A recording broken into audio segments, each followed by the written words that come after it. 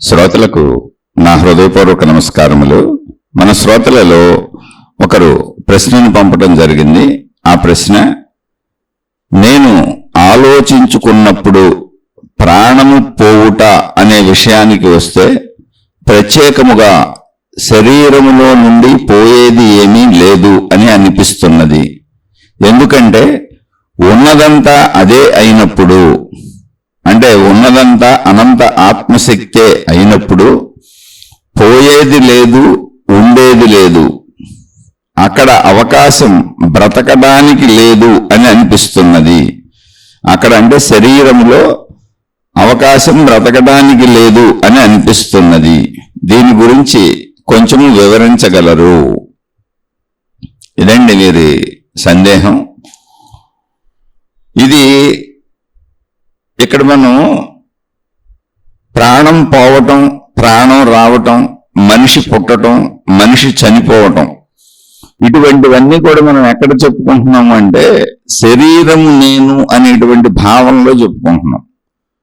ఇప్పుడు శరీరము నేను అనేటువంటి భావన మనకు లేదనుకోండి, అసలు చెప్పుకోవడానికి ఏమీ లేదు. అక్కడ జాగ్రత్తగా అర్థం చేసుకోవాలి. శరీరము నేను అన్న భావనలో ఉన్న మనిషికి, శరీరమే నేను అని అనుకుంటున్న మనిషికి, ఒకవేళ ఏదైనా ఉంటే నా మనసు, నా ప్రాణశక్తి, నా బుద్ధి, నా అహంకారము, ఇలా నేనని భావించుకునేవన్నీ నాలో ఉన్నాయి, అంటే ఈ శరీరములో ఉన్నాయి అని మనిషి భావించుకుంటున్నాడు. అందువలన అంటే శరీరాన్ని మెయిన్గా ఐడెంటిఫై చేస్తున్నాడు. ఆ శరీరము లోపల మనసు, బుద్ధి, అహంకారము, ఇలా మనం ఏదనుకుంటే అది ఆలోచనలు పుట్టడం, ఈ భావాలు పుట్టడం, ఈ జ్ఞాపకాలు పుట్టడం, నేనని అనిపించడం, ఇదంతా నా శరీరము లోపల జరుగుతున్నది అనే భావనలో మనిషి ఉన్నాడు. అలాగే మనిషి బ్రతికున్నంతసేపు ఈ శరీర మనస్సులతో బ్రతుకుతున్నాడు. అలాగే బుద్ధి కూడా, విచక్షణ జ్ఞానం చెప్పే బుద్ధి కూడా నా శరీరంలోనే ఉంది అని అనుకుంటున్నాడు. అలా అనుకుంటూ జీవిస్తున్న మనిషికి ప్రాణశక్తి కూడా నా శరీరంలో ఉందని జీవించి ఉన్నంతకాలము, మరణించినప్పుడు నేను అని అనుకుంటున్న శరీరము ఎక్కడే ఉంది గనుక, అంటే బాహ్య శరీరము మొత్తము కనపడుతూనే ఉంది గనక, బాహ్య శరీరం కనపడుతుంది, లోపల శరీరంలో ఏం జరిగిందో మనకు తెలియదు. జాగ్రత్తగా అర్థం చేసుకోవాలి. బాహ్య శరీరంలో మొత్తం కళ్ళు, చెవులు, ముక్కు, అవయవాలన్నీ అలాగే ఉన్నాయి, అది అలాగే కనపడుతుంది కనుక ప్రాణము పోయింది అనేటువంటి పాయింట్ డిసైడ్ చేసుకొని, అంటే ప్రాణం పోయింది, మనకు కనపడింది ఏదో పోయింది, దాని పేరు ప్రాణం అన్నాడు. మనకు కనపడని ఆ ప్రాణశక్తి అనేది ఎన్నాళ్ళు బ్రతికించి ఉంచింది. ఇప్పుడు ఈ శరీరంలోంచి అది బయటకు పోయింది అని భావించుకున్నాడు. ఎందుకని? బయట శరీరము అన్నీ ఉన్నట్టుగానే కనబడుతుంది. కాళ్ళు అలాగే ఉన్నాయి, కాళ్ళకు వేళ్ళు అలాగే ఉన్నాయి, వేళ్ళకు గోర్లు అలాగే ఉన్నాయి. అలా తల వరకు శరీర అవయవములన్నీ బాహ్యంలో మనకి ఏం కనపడుతున్నాయో అవన్నీ శరీరంలో అలాగే ఉన్నాయి. మరణము అన్నప్పుడు ఏం పెద్ద మార్పులేం లేవు అక్కడ. మరి ఇప్పుడు ఏమై ఉండాలి? లోపల అంతర్గత శరీర అవయవాల యొక్క తీరు మనకి అసలు మొదటి నుంచి తెలియదు, పుట్టిన దగ్గర నుంచి తెలియదు, బ్రతుకుతున్నంతకాలం తెలియదు, మనకు అసలు వాటి గురించి తెలియదు. కాబట్టి చనిపోయినప్పుడు కూడా లోపలది మనకు అసలు ఎలాగో తెలియదు, ఆ భావన కూడా లేదు. బయట శరీరాన్ని చూసి శరీరం నేను అనుకుంటున్నాం. ఒకవేళ ఏదైనా మనకు ఆలోచన లోపలది ఉంటే, ఎప్పుడైనా అనారోగ్యాలు వచ్చినప్పుడు డాక్టర్ల దగ్గరికి వెళ్తే వాళ్ళు ఏదో చికిత్సలు చేస్తే చేయించుకుంటానని తప్ప అంతకంటే మనకు తెలియదు. లోపల అవయవాల పేర్లు తెలుసు ఉన్నాయని, ఏదో బొమ్మలు చూస్తూ ఉంటాం, బొమ్మలు ఈ ఆకృతిలో ఉన్నాయని తెలుసు, కానీ మనకు ప్రత్యక్షముగా మన బయట శరీరము మనకు ఎలా దర్శనమై కనపడుతున్నదో, ఉన్నది అని అనిపిస్తున్నదో, కాళ్ళు, చేతులు, కళ్ళు, చెవులు, ముక్కు, ఇలా అలా లోపల శరీర అవయవములు మనకు తెలియదు, వాటి పనితీరు మనకు తెలియదు. కాబట్టి అసలు ఆ భావన పుట్టట్లా మనకి. అందువలన మరణము అంటే శక్తి ఏదో పోయింది, శక్తి ఏదో ఉన్నది అని అనుకుంటున్నాం మనం. అందువలన మనం మాట్లాడుకునేటప్పుడు ఆధ్యాత్మికతలో కూడా అలాగే చెప్పారు. ఆధ్యాత్మికతలో కూడా అలాగే చెప్పారు. ఏమని? అలాగే చెప్పారంటే ఏమని చెప్పారు? శరీర భావనలో ఉన్న మనిషికి ఎలా చెబితే అర్థమవుతుందో అలాగే చెప్పారు. అది కానీ మీరు కంటిన్యూటీ నేను చెబుతున్న శీర్షికలు వింటూ ఉంటే, అంటే బహుశా ఈ అడిగినటువంటి సోదరుడు వింటున్నారని నేను అనుకుంటున్నాను. ఎందుకంటే వీని కామెంట్లు కొన్నిసార్లు చూశాను నేను. అయితే వారు విన్న మరి అన్ని శీర్షికలు వింటూ ఉంటే నేను కొన్ని శీర్షికలు అక్కడక్కడ చెప్పడం జరుగుతుంది. ఏమని అంటే మొత్తము ప్రాణశక్తి లేదా ఆత్మశక్తి దాన్ని ప్రూవ్ చేసి ఇది ఆకాశం వలె ఉంటుంది అని మనం దాన్ని వెతుక్కుంటూ లోపలికి వెళ్ళినాక కొన్ని శీర్షికల్లో మీకు చెప్పాను. ఏమని అంటే ముందు ప్రాణశక్తి అంటే అనంత ఆత్మశక్తి ఉన్నది, దాన్నే ప్రాణశక్తి అంటున్నాం మందన్నప్పుడు. ఆ ప్రాణశక్తిలో మనసు ఉన్నది, అంటే అనంత ఆత్మశక్తిలో మన మనసు ఉన్నది. మనం ప్రపంచం నుంచి శరీరంతో గ్రహించిన విషయాలన్నీ మనసు అనే సూక్ష్మ శరీరం ఉన్నది. ఆ మనసు అనే సూక్ష్మ శరీరములో మన స్థూల శరీరము ఉన్నది అని చాలాసార్లు చెప్పాను. అంటే పైనుంచి కిందకి రావాలి. యాక్చువల్గా ప్రాణశక్తి అంటే అనంత ఆత్మశక్తి. ఆ అనంత ఆత్మశక్తిలో మనసు ఏర్పడింది. ఏర్పడినటువంటి మనసు సైజ్ అంతా అది కూడా ప్రాణశక్తి అంతే, అదేం తక్కువలో లేదు. కాకపోతే అందులో మీరు మనసు అని ఎందుకు అన్నాము అంటే మనం ఏర్పరుచుకున్న మన సొంత భావాలు, అంటే మన శరీరము ద్వారా మనము గ్రహించినటువంటి భావాలన్నీ మనసుగా ఉన్నాయి.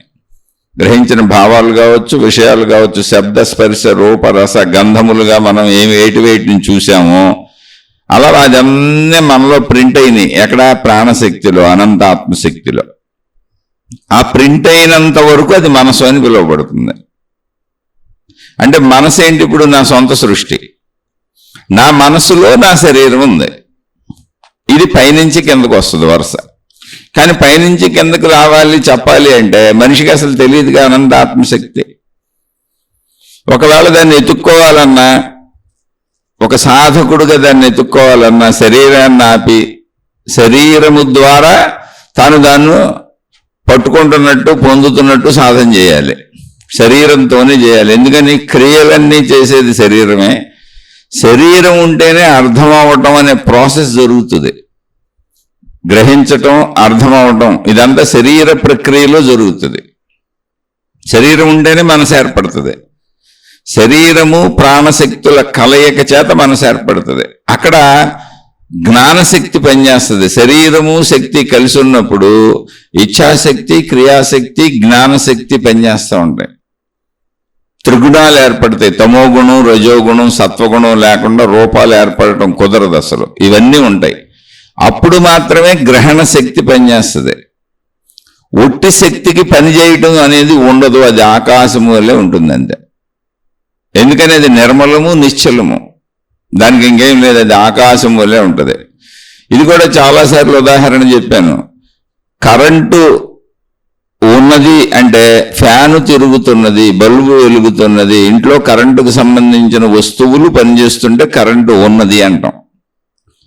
వస్తువులు లేనప్పుడు, అంటే కరెంటుతో వినియోగింపబడేటువంటి వస్తువులు లేనప్పుడు కరెంటు ఉన్నా కూడా లేనట్టే.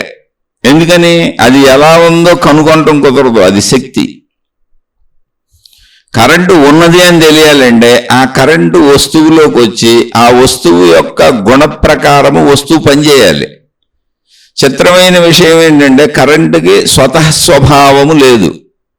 ఫ్యాన్లోకి వస్తే ఫ్యాన్ యొక్క స్వభావము చేత అది తిరగటం వల్ల గాలి వస్తుంది. అదే కరెంటు ఫ్రిడ్జ్లోకి వెళ్తే ఫ్రిడ్జ్ యొక్క స్వభావము చేత చల్లబడుతుంది. ఏసీ యొక్క స్వభావము చేత చల్లబడుతుంది. హీటర్లోకి వెళ్తే దాని యొక్క స్వభావము చేత వేడిగా అవుతుంది మళ్ళీ. అంటే పూర్తి ఆపోజిట్ ప్రాసెస్లు ఉన్నాయి. కాకపోతే అది హీటర్ స్వభావం, ఇది ఏసీ స్వభావం. అలాగే ఇస్త్రీ పెట్టిలోకి వెళ్తే అక్కడ మళ్ళీ వేడెక్కుతుంది, ఆపోజిట్ పనులు చేస్తుంది. అలాగే పెద్ద పెద్ద ఫ్యాక్టరీలు, మిషనరీ నడుస్తూ ఉంటాయి. ఇప్పుడు బ్యాటరీలు ఛార్జింగ్ పెట్టుకొని వాహనాలు కూడా నడుపుకుంటున్నారు. కార్లు, మోటార్ సైకిళ్ళు, ఇలాంటి స్కూటీలు ఇవన్నీ వచ్చినాయి.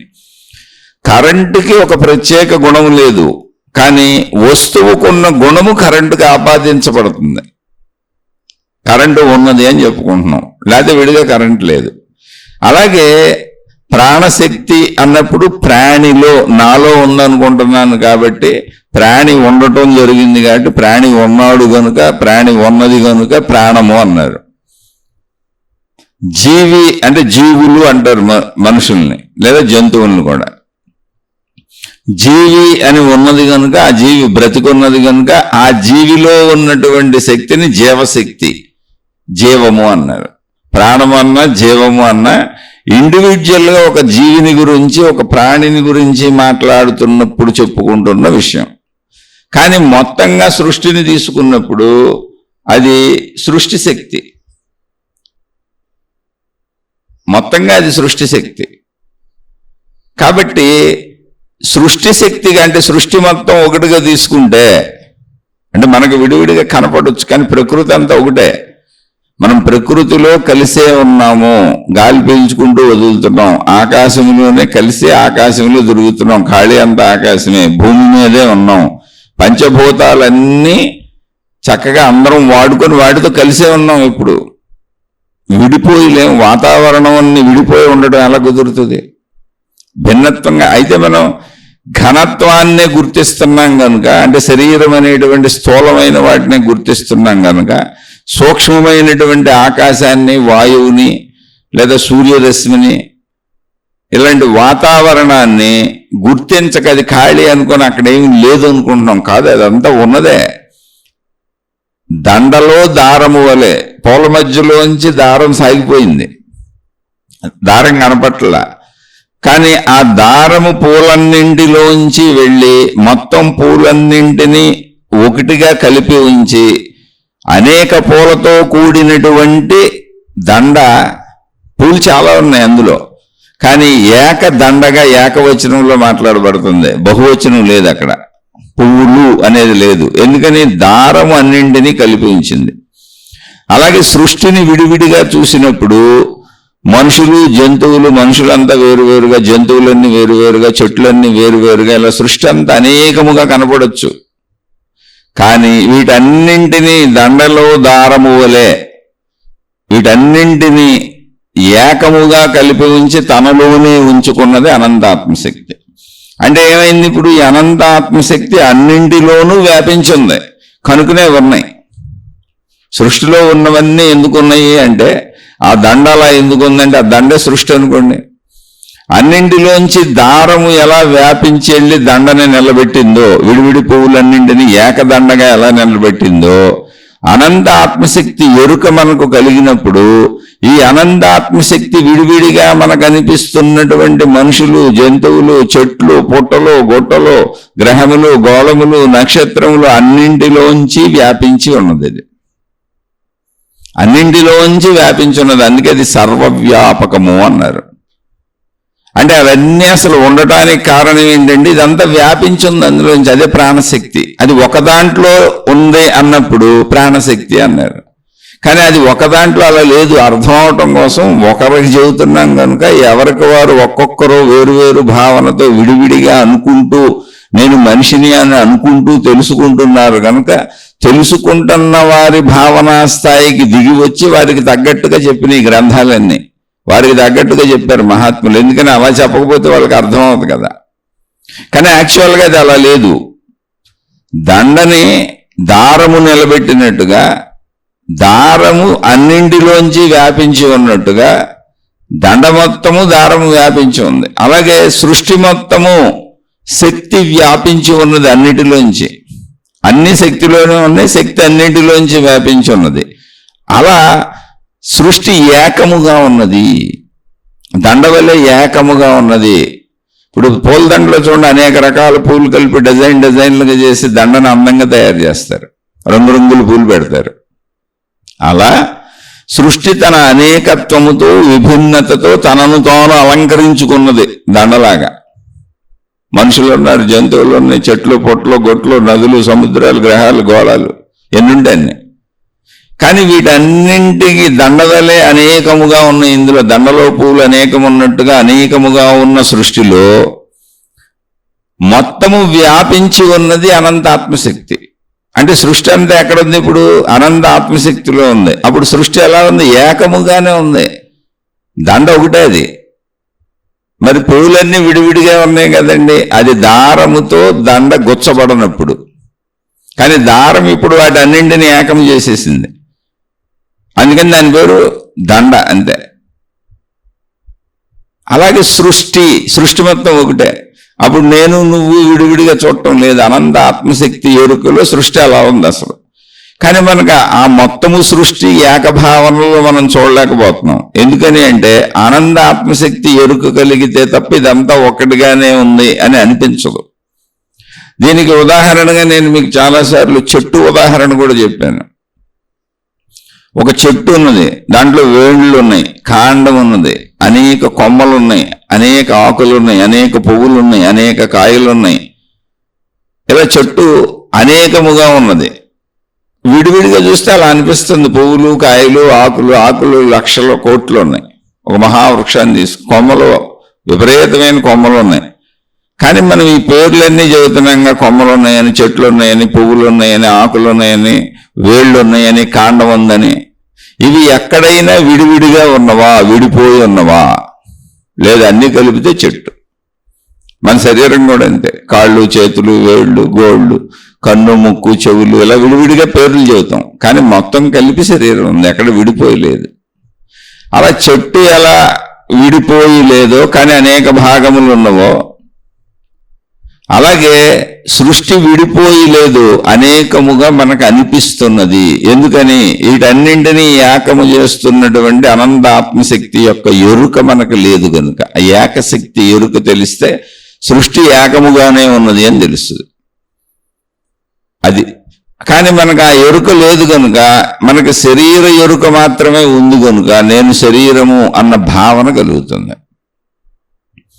పోనీ అయిపోయింది, అలా ఓకే, బాగుంది. ఈ శీర్షికలన్నీ వింటూ ఉండుంటారు, మీకు అర్థమైంది ఏమని?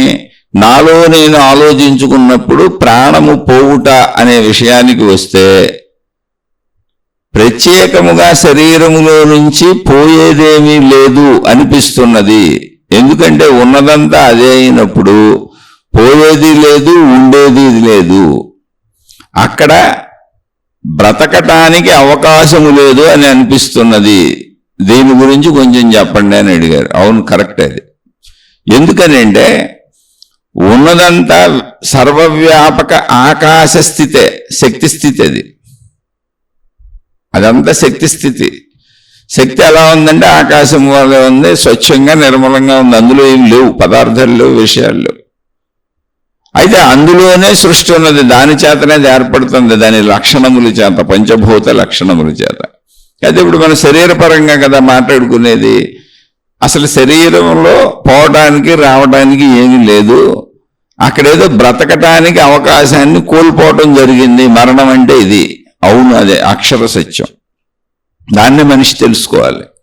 అది ఎలా జరిగింది, అసలు ఏం జరిగింది, అక్కడ ఏం పోతుందండి, అది కూడా నేను చాలా వివరంగా ఇంతకుముందు శీర్షికల్లో చెప్పాను. మళ్ళీ అడిగారు కాబట్టి మళ్ళీ చెబుతున్నాను. ఇక్కడ ఏం జరిగింది అంటే శరీరంలోంచి ఏమన్నా పోయిందా అంటే ప్రాణశక్తి బయటకు పోయిందా, అలా పోతేనే మరణం సంభవించిందా, లేదా అసలు ఏం జరిగింది అన్నప్పుడు నా నాలెడ్జ్కి నాకు అనిపించినంత, దొరికినంత, నాకు అర్థమైనంత చెబుతున్నా. అసలు శరీరము ఎలా వచ్చింది, ముందు మూలానికి వెళ్ళాలి. ఎప్పుడు ప్రశ్నించుకోవటమే. ఎందుకంటే మనకు అన్ని తెలుసు, మనం తెలిసినవే మాట్లాడుకుంటాం. ఇక్కడ నమ్మకాలు ఏమి ఉండవు, నమ్మండి అనేది లేదు అసలు. ఇక్కడ అన్నీ ఉన్న వాటిని పరిశీలించుకుంటూ అర్థం చేసుకోవటమే జ్ఞానం అంటే. సత్య ప్రయాణం ఇదంతా, నమ్మక ప్రయాణం కాదు. ఇక్కడ ఏంటి, ఇప్పుడు శరీరము ఎలా వచ్చింది అంటే నా తల్లిదండ్రుల వలన వచ్చింది, అంటే నాకు మూలం అంతే. సరే, నా తల్లిదండ్రుల వలన శరీరం ఎలా వచ్చింది అంటే నా తల్లిదండ్రులైన స్త్రీ పురుషులిద్దరూ శారీరక కోరికలు తీర్చుకుంటున్నప్పుడు నా తండ్రిలోని వీర్య కణము నా తల్లి గర్భములోకి ప్రవేశించి నా తల్లి గర్భములోని వీర్య కణముతో కలిసి, అంటే నాకు తెలిసిన పదజాలం వాడుతున్నాను, దాన్ని జస్ట్ విషయాలను అర్థం చేసుకోండి అంతే. కలిసి ఈ రెండు కణములు ఏకమై, ఈ రెండు కణముల కలయికతో, అంటే స్త్రీ పురుష కణముల కలయికతో అక్కడ ఒక సంపర్కము జరిగి, అది సృష్టి చేసిన ఏర్పాటు, మాతృ గర్భములో ఆ కణము రూపుదిద్దుకోవడం మొదలుపెట్టింది. అంటే అక్కడ ఒక జీవోత్పత్తి స్టార్ట్ అయింది. ముందు ఫస్ట్ ఒక కణం అది. ఇప్పుడు ఆ కణం ఏమైంది, ఇంకొక కణాన్ని తన నుంచే ఉత్పత్తి చేసుకుంది. అలా ఉత్పత్తి చేసుకోవడానికి అవసరమైనటువంటి శక్తిని తల్లి శరీరము నుంచి ఆ కణము గ్రహిస్తున్నది. ఆ ఏర్పాటు తల్లి యొక్క గర్భసంచిలో ఉన్నది. గర్భంలో ఏర్పాటు గర్భసంచి అని ప్రత్యేకంగా ఒకటి ఉంటుంది, అందులోకి వెళ్తుంది ఈ కణం. విడి శరీర భాగాలన్నీ మళ్ళీ తల్లి బ్రతకడానికి అవసరమైన శరీర భాగాలు అయ్యి. గర్భసంచి అనేది ఒక్కటి మాత్రమే బిడ్డ తయారవడానికి ఉపయోగపడేది. అంతకు తప్ప ఇంకా ఆ గర్భసంచితో అసలు ఉపయోగం లేదు తల్లికి. ఎందుకంటే శరీర అవయవాలన్నీ వేరు. చాలా మందికి ఆ గర్భసంచి తీసేస్తూ ఉంటారు కొన్ని ప్రాబ్లమ్స్ వలన. తీసేసినా ప్రాబ్లమే లేదు, పిల్లలు పుట్టరు. కొంతమంది పిల్లలు పుట్టిన తర్వాత తీయించేసుకుంటుంటారు, ప్రాబ్లమ్స్ వచ్చిన వాళ్ళు. లేని వాళ్ళు ఉంచుకుంటూ ఉంటారు. ఆ గర్భసంచి అనేది ఒక ప్రత్యేక విభాగం, అంటే బిడ్డ తయారవటానికి. అక్కడ అన్ని ఏర్పాట్లు ఉన్నాయి. తల్లి శరీరములోంచి ఆ కణము, అంటే స్త్రీ పురుష కణాలు కలిసి ఏక కణముగా మారినటువంటి కణము తన నుంచి ఇంకొక కణాన్ని ఉత్పత్తి చేసుకుంటుంది. అలా ఉత్పత్తి చేసుకోవడానికి అవసరమైనటువంటి శక్తిని తల్లి శరీరం నుంచి తీసుకుంటూ ఉంటుంది. ఇప్పుడు అది 1 2 కణాలు అయింది, 2 4 4 8 8 16 16 32 32 64 64 128. ఇలా తనను తాను డబల్ డబల్ డబల్ డబల్ ఎన్నైతే అలా పెంచుకుంటూ వెళ్ళిపోతూ ఉంటుంది. ప్రతి కణము ఇంకో కణాన్ని ఉత్పత్తి చేసేసుకుంటూ ఉంటుంది. రోజువారీ దినచర్యలో జరిగేది ఇది. తల్లి గర్భంలో కణోత్పత్తి జరిగిపోతూ ఉంటుంది. ఇది ఎంత దూరం వెళ్తుందంటే కోటాను కోట్ల కణములు అలా తయారైపోతూనే ఉంటాయి. ఒక కణం నుంచి ఇంకొక కణం ఉత్పత్తి అయిపోతూ ఉంటుంది. అలా ఉత్పత్తి అయినటువంటి కణజాలము జాగ్రత్తగా గుర్తుపెట్టుకోండి. మొట్టమొదటి కణం ఏంటి, తండ్రి గర్భంలోంచి, తండ్రి శరీరంలోంచి మాతృ గర్భంలోకి ఒక కణం వెళ్ళింది, వీర్య కణము. చాలా సూక్ష్మమైనది. అంటే 1,00,000 రెట్లు దాన్ని పెద్దది చేస్తే చిన్న ఇసుక రేణు అంత సైజులో మనకు కనబడుతుంది. అంత సూక్ష్మమైంది, అందుకే చూడలేకపోతున్నాం. వీర్యము మనకి కణములు ఉన్నట్టు కనపడదు. వీర్యము అదేదో ద్రవ పదార్థం లాగా కనపడుతుంది మనకి. అంతే తప్ప అందులో కణములు ఉన్నట్టు, జీవులు ఉన్నట్టు, కదులుతున్నట్టు మనకు కనపడదు. కానీ కదులుతూ జీవులు ఉంటాయి. ఆ జీవులన్నీ కూడా ఒక్క కణం ఏదైనా మాతృగర్భంలోకి ఎప్పుడైనా వెళుతుంది. మిగిలిన జీవులన్నీ చచ్చిపోతాయి. చచ్చిపోతున్నట్టు కూడా మనకు తెలియదు అసలు. స్త్రీ పురుషులు కలిసినప్పుడల్లా ఈ సంపర్కంలో వీర్యము విడుదలైనప్పుడల్లా ఆ వీర్యములో కోటాను కోట్ల కణములు చనిపోతూ ఉంటాయి. ఏదో ఒక కణం వెళ్ళి మాతృగర్భంలో ప్రవేశిస్తుంది. అప్పుడు పిల్లలు పుట్టడం జరుగుతుంది. ఒకసారి వీర్యము, అంటే ఒకసారి స్త్రీ పురుషులు కలిసినప్పుడు విడుదలైనటువంటి వీర్యములో కోటాను కోట్ల మంది పిల్లలు తయారవడానికి అవసరమైనన్ని వీర్య కణాలు ఉంటాయి. కానీ అన్నీ గర్భసంచిలోకి వెళ్ళలేవు. అందువలన చనిపోవటం జరుగుతుంది. అన్ని బయట చనిపోతాయి. అసలు మనకి అది కనపడదుగా, అదొక ద్రవ పదార్థం అనుకుంటాం మనం మన కంటికి. అందుకని అసలు పట్టించుకోము, ఇవన్నీ మనకు తెలియదు. కానీ యాక్చువల్గా కణములు అవన్నీ. మన రక్తంలో కూడా అలాగే, రక్తం తయారైన రక్తంలో తెల్ల రక్త కణములు, ఎర్ర రక్త కణములు ఉంటాయి. ఈ ప్రాసెస్ కూడా చాలాసార్లు చెప్పాను మీకు. మనము తిన్న ఆహారము పచనమై మొత్తం పొట్టలో అదంతా మెత్తగా ఉడికిపోయినట్టు అయిపోయి ఆ రసములను పేగులు పీల్చుకుంటాయి. ఆహారంలో రసాన్ని, ఆ పీల్చుకున్న పేగులు రసాన్ని పీల్చుకొని పిప్పిని వదిలేస్తాయి కిందకి.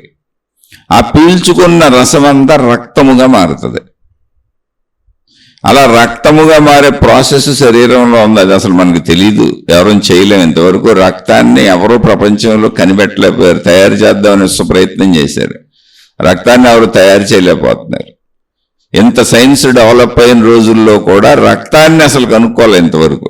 రక్తం ఎలా తయారవుతుంది అనేది తెలియలే. అది శరీర నిర్మాణంలో ఉన్న సహజ ప్రక్రియ. అది రక్తంగా మారితే రక్తంలో ఏమున్నాయి, మళ్ళీ రక్తంలో కణములే ఉన్నాయి. తెల్ల రక్త కణములు, ఎర్ర రక్త కణములు. ప్రతి కణము తాను ఇప్పుడు నేను ఒక మనిషిని అని మనం ఎలా భావించుకుంటున్నామో వాళ్ళంతా వేరు వేరు మనుషులు. నేను ఒక మనిషిని, నా భార్య ఒక మనిషి, నా కొడుకు ఒక మనిషి, ఇలా మనుషులు జంతువులు చెట్లు వేరువేరుగా ఎలా భావించుకుంటున్నామో ప్రతి కణము తనను తాను ఇండివిజువల్ ఒక మనిషిలా భావించుకుంటుంది. అంటే నేను అన్న భావనతో ఉంటుంది. మిగిలిన కణములన్నీ వేరు అనుకుంటా ఉంటుంది. ఇలా కణజాలం అంతా కోటాను కోట్ల కణజాలం మన లోపల అంతమంది జీవులు ఉన్నట్టుగా ఇవి భావించుకుంటూ ఉంటాయి. అయితే ఇదంతా నిర్ధారించబడిన స్టైల్లో రక్తంగా తయారైపోద్ది. ఆ రక్తములో కొంత భాగం మాంసముగా తయారవుతూ ఉంటుంది. కానీ ఇదంతా కణజాలమే, మనకు మాంసంగా కనపడతా ఉంటుంది. ఆ ప్రాసెస్ అంతా లోపల ఉంది, మనకడ తెలియదు అసలు. ఎప్పటికీ తెలియదు. తెలుస్తుందని అనుకోబాకండి. ఎందుకంటే అసలు రక్తమే ఎలా తయారవుతుందో కనుక్కోలేకపోయారు. ఇదంతా సృష్టి రహస్యం. ఇంకా అది మనకి ఎప్పుడుగా అర్థం కాదు. దాంట్లో తలబెట్టి బుర్రపాటు చేసుకోకూడదు. అక్కడ మాంసముగా కొంత మారి తర్వాత మళ్ళీ ఎముకలుగా కొంత మారుతుంది. ఎముకలలో మజ్జగా కొంత మారుతుంది. అక్కడి నుంచి వీర్యముగా మారుతుంది. ఇది ఆఖరి స్టెప్. అంటే ఆహారము, రక్తము, మాంసము, ఎముకలు, మజ్జ, వీర్యము ఇలా మారుతుంది. ఇలా మారుతూ వీర్యము స్త్రీ పురుషులు కలిసినప్పుడు ఇద్దరి వీర్య కణములు కలిసి మాతృగర్భంలో మళ్ళీ శిశువుగా జన్మ తీసుకుంటూ ఉంటాయి. అలా మాతృగర్భంలోకి వెళ్ళిన తల్లి యొక్క కణము, తండ్రి యొక్క కణము కలిసి ఏకకణమై జీవ సంపర్కం అక్కడ జరిగి ఆ సంపర్కము చేత ఆ కణము ఇంకా కణములను ఉత్పత్తి చేసుకుంటూ జీవుడుగా పెరుగుతూ ఉంటుంది. ఇక్కడ గ్రహించవలసిన విషయం అది. ఇలా మళ్ళీ ఆ జీవుడు కోటాను కోట్ల కణములు తల్లి శక్తి నుంచి తీసుకొని ఉత్పత్తి చేసుకొని తనను తాను రూపుదిద్దుకుంటా ఉంటుంది. అంటే కణములు ఏర్పడుతూ ఉంటాయి. అదంతా ముందు ఒక పిండముగా ఏర్పడుతుంది, ఒక మాంసపు ముద్దల. కణాలన్నీ అలా కలుస్తాయి. తర్వాత ఇంకా కణాలు ఉత్పత్తి అవుతూ నిదానంగా కాళ్ళు, చేతులు, హృదయం ఇలా అవయవాలన్నీ ఏర్పడుతూ ఉంటాయి. ఆ పిండములోంచి శరీర ఆకృతి వస్తూ ఉంటుంది. ఇదంతా కణాలిల్లు కలవటమే అక్కడ. కానీ మనకు ఆ కణములు కనపడవు. నిజంగా మనకి కణములు అక్కడ ఏం కనపడవు. అదంతా మాంసపు ముద్దలా కనపడుతుంది. ఎందుకంటే మన కంటి అమరిక అలా ఉంది. అది ప్రాబ్లం అక్కడ. మనకు ఇవ్వబడిన కంటి శక్తి అంతే. అంత సూక్ష్మమైన వాటిని మనం చూడలేం. అందుకని మనకు కనపడే లోకము మన లోకము. మనకు కనపడే లోకము సత్యము కాదు, అసత్యము కాదు. అది మానవ లోకం. మనకి ఇలాగే కనపడాలని నిర్ధారించబడిన శరీరం మనకే అలాగే కనపడుతుంది అంతే. ఇదే లోకము మళ్ళీ వేరే జీవికి ఇంకోలా కనపడుతుంది. అలా 9 నెలల పర్యంతము లోపల కణములు ఉత్పత్తి అవుతూనే మొత్తము మానవ శరీరం అంతా తయారైపోద్ది లోపల. ఇంకా తయారవడానికి ఏమీ లేదు, ఫుల్ ప్లెడ్జెడ్గా తయారైపోయింది. అప్పుడు ఇక తయారవడానికి ఏమీ లేదు అని శరీరము నిర్మించుకున్నప్పుడు ఇలా తయారవడానికి కొంతమందికి 15 రోజులు ముందు పట్టొచ్చు, కొంతమందికి 15 రోజులు వెనక పట్టొచ్చు. అది శరీర నిర్మాణమును బట్టి, తయారీ విధానమును బట్టి ఉంటుంది. కానీ ఒక వారం 10 రోజులు, 15 రోజులు అటు ఇటుగా అందరికీ ఇంచుమించు మానవ జాతులు అందరికీ అలాగే తయారవుద్ది. అప్పుడు మొత్తం తయారైపోయింది అనేటువంటి నిర్మాణం అయిపోయింది అనే శరీరంలో నిర్ధారించబడినాక, ఇదంతా తల్లి శరీరము, బిడ్డ శరీరం లోపల జరుగుతూ ఉంటుంది. అది తల్లికి కూడా తెలీదు. ఆటోమేటిక్ ప్రాసెస్ అదంతా. అదే సృష్టి యొక్క అద్భుతమేది. ఇక తయారైపోయింది అన్నాక తల్లిలోని ప్రసూతి వాయువులు అంటారు. అంటే వాయువే కిందకి నెట్టేస్తుంది. ఇప్పుడు మనం మలమూత్రములు పోస్తున్నప్పుడు మన వాయువు అక్కడికి వచ్చి ఒక సెన్సేషన్ క్రియేట్ చేస్తుంది. మనకి మూత్ర విసర్జన చేయాలి, మల విసర్జన చేయాలని ఆ వాయువే తోసేస్తుంది. అప్పుడు నీరు బయటకు వస్తుంది, మూత్రం, అప్పుడు మలం బయటకు వస్తుంది. అలాగే ఒక వాయువు బిడ్డని బయటకు తోసేస్తుంది. ఆ వాయువుని ప్రసూతి వాయువులు అన్నారు. అప్పుడే తల్లి విపరీతమైన నొప్పులకు లోనవుతుంది. ఎందుకనంటే అంత బిడ్డ బాగా పెరిగినటువంటి బిడ్డ సైజ్ అది. తల్లి యొక్క శరీరంలోంచి బయటికి రావాలి. ఆ శరీరం విచ్చుకోవాలి. చాలా చిన్న శరీర భాగం అది.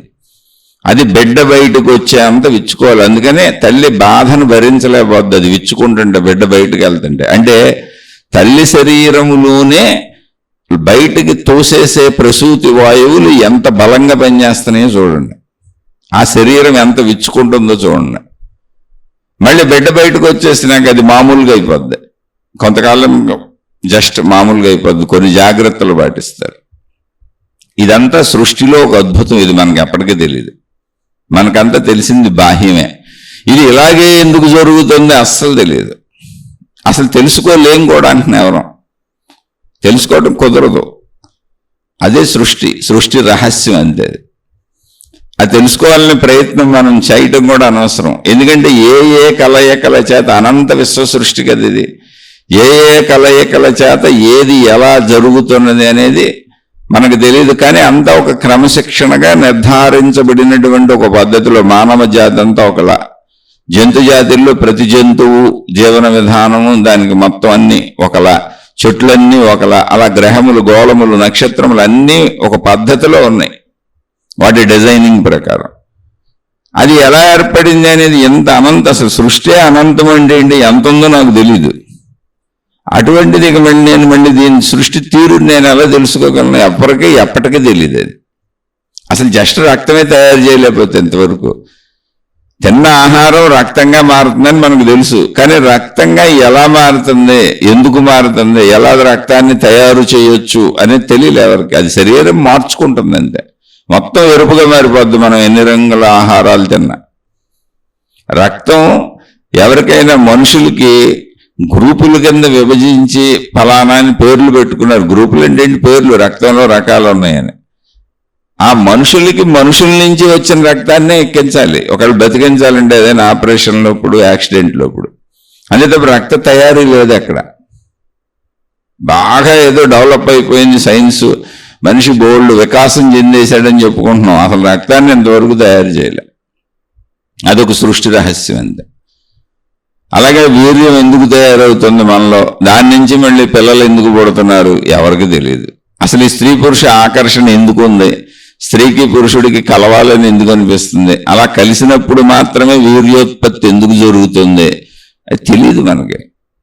అది పెట్టబడిన శరీరాన్ని వినియోగించుకుంటున్నాం అంతే మనం. పెట్టబడిన శరీరంలో పెట్టబడిన విషయాలు, దాంట్లో మనకు ఒక జ్ఞానం అనేది మనిషికి ఇవ్వబడింది కనుక దాన్ని వినియోగించుకొని విచక్షణతో బతుకుతున్నాం అంతే మనం. అందుకని ధర్మంగా మంచిగా ఉండాలి.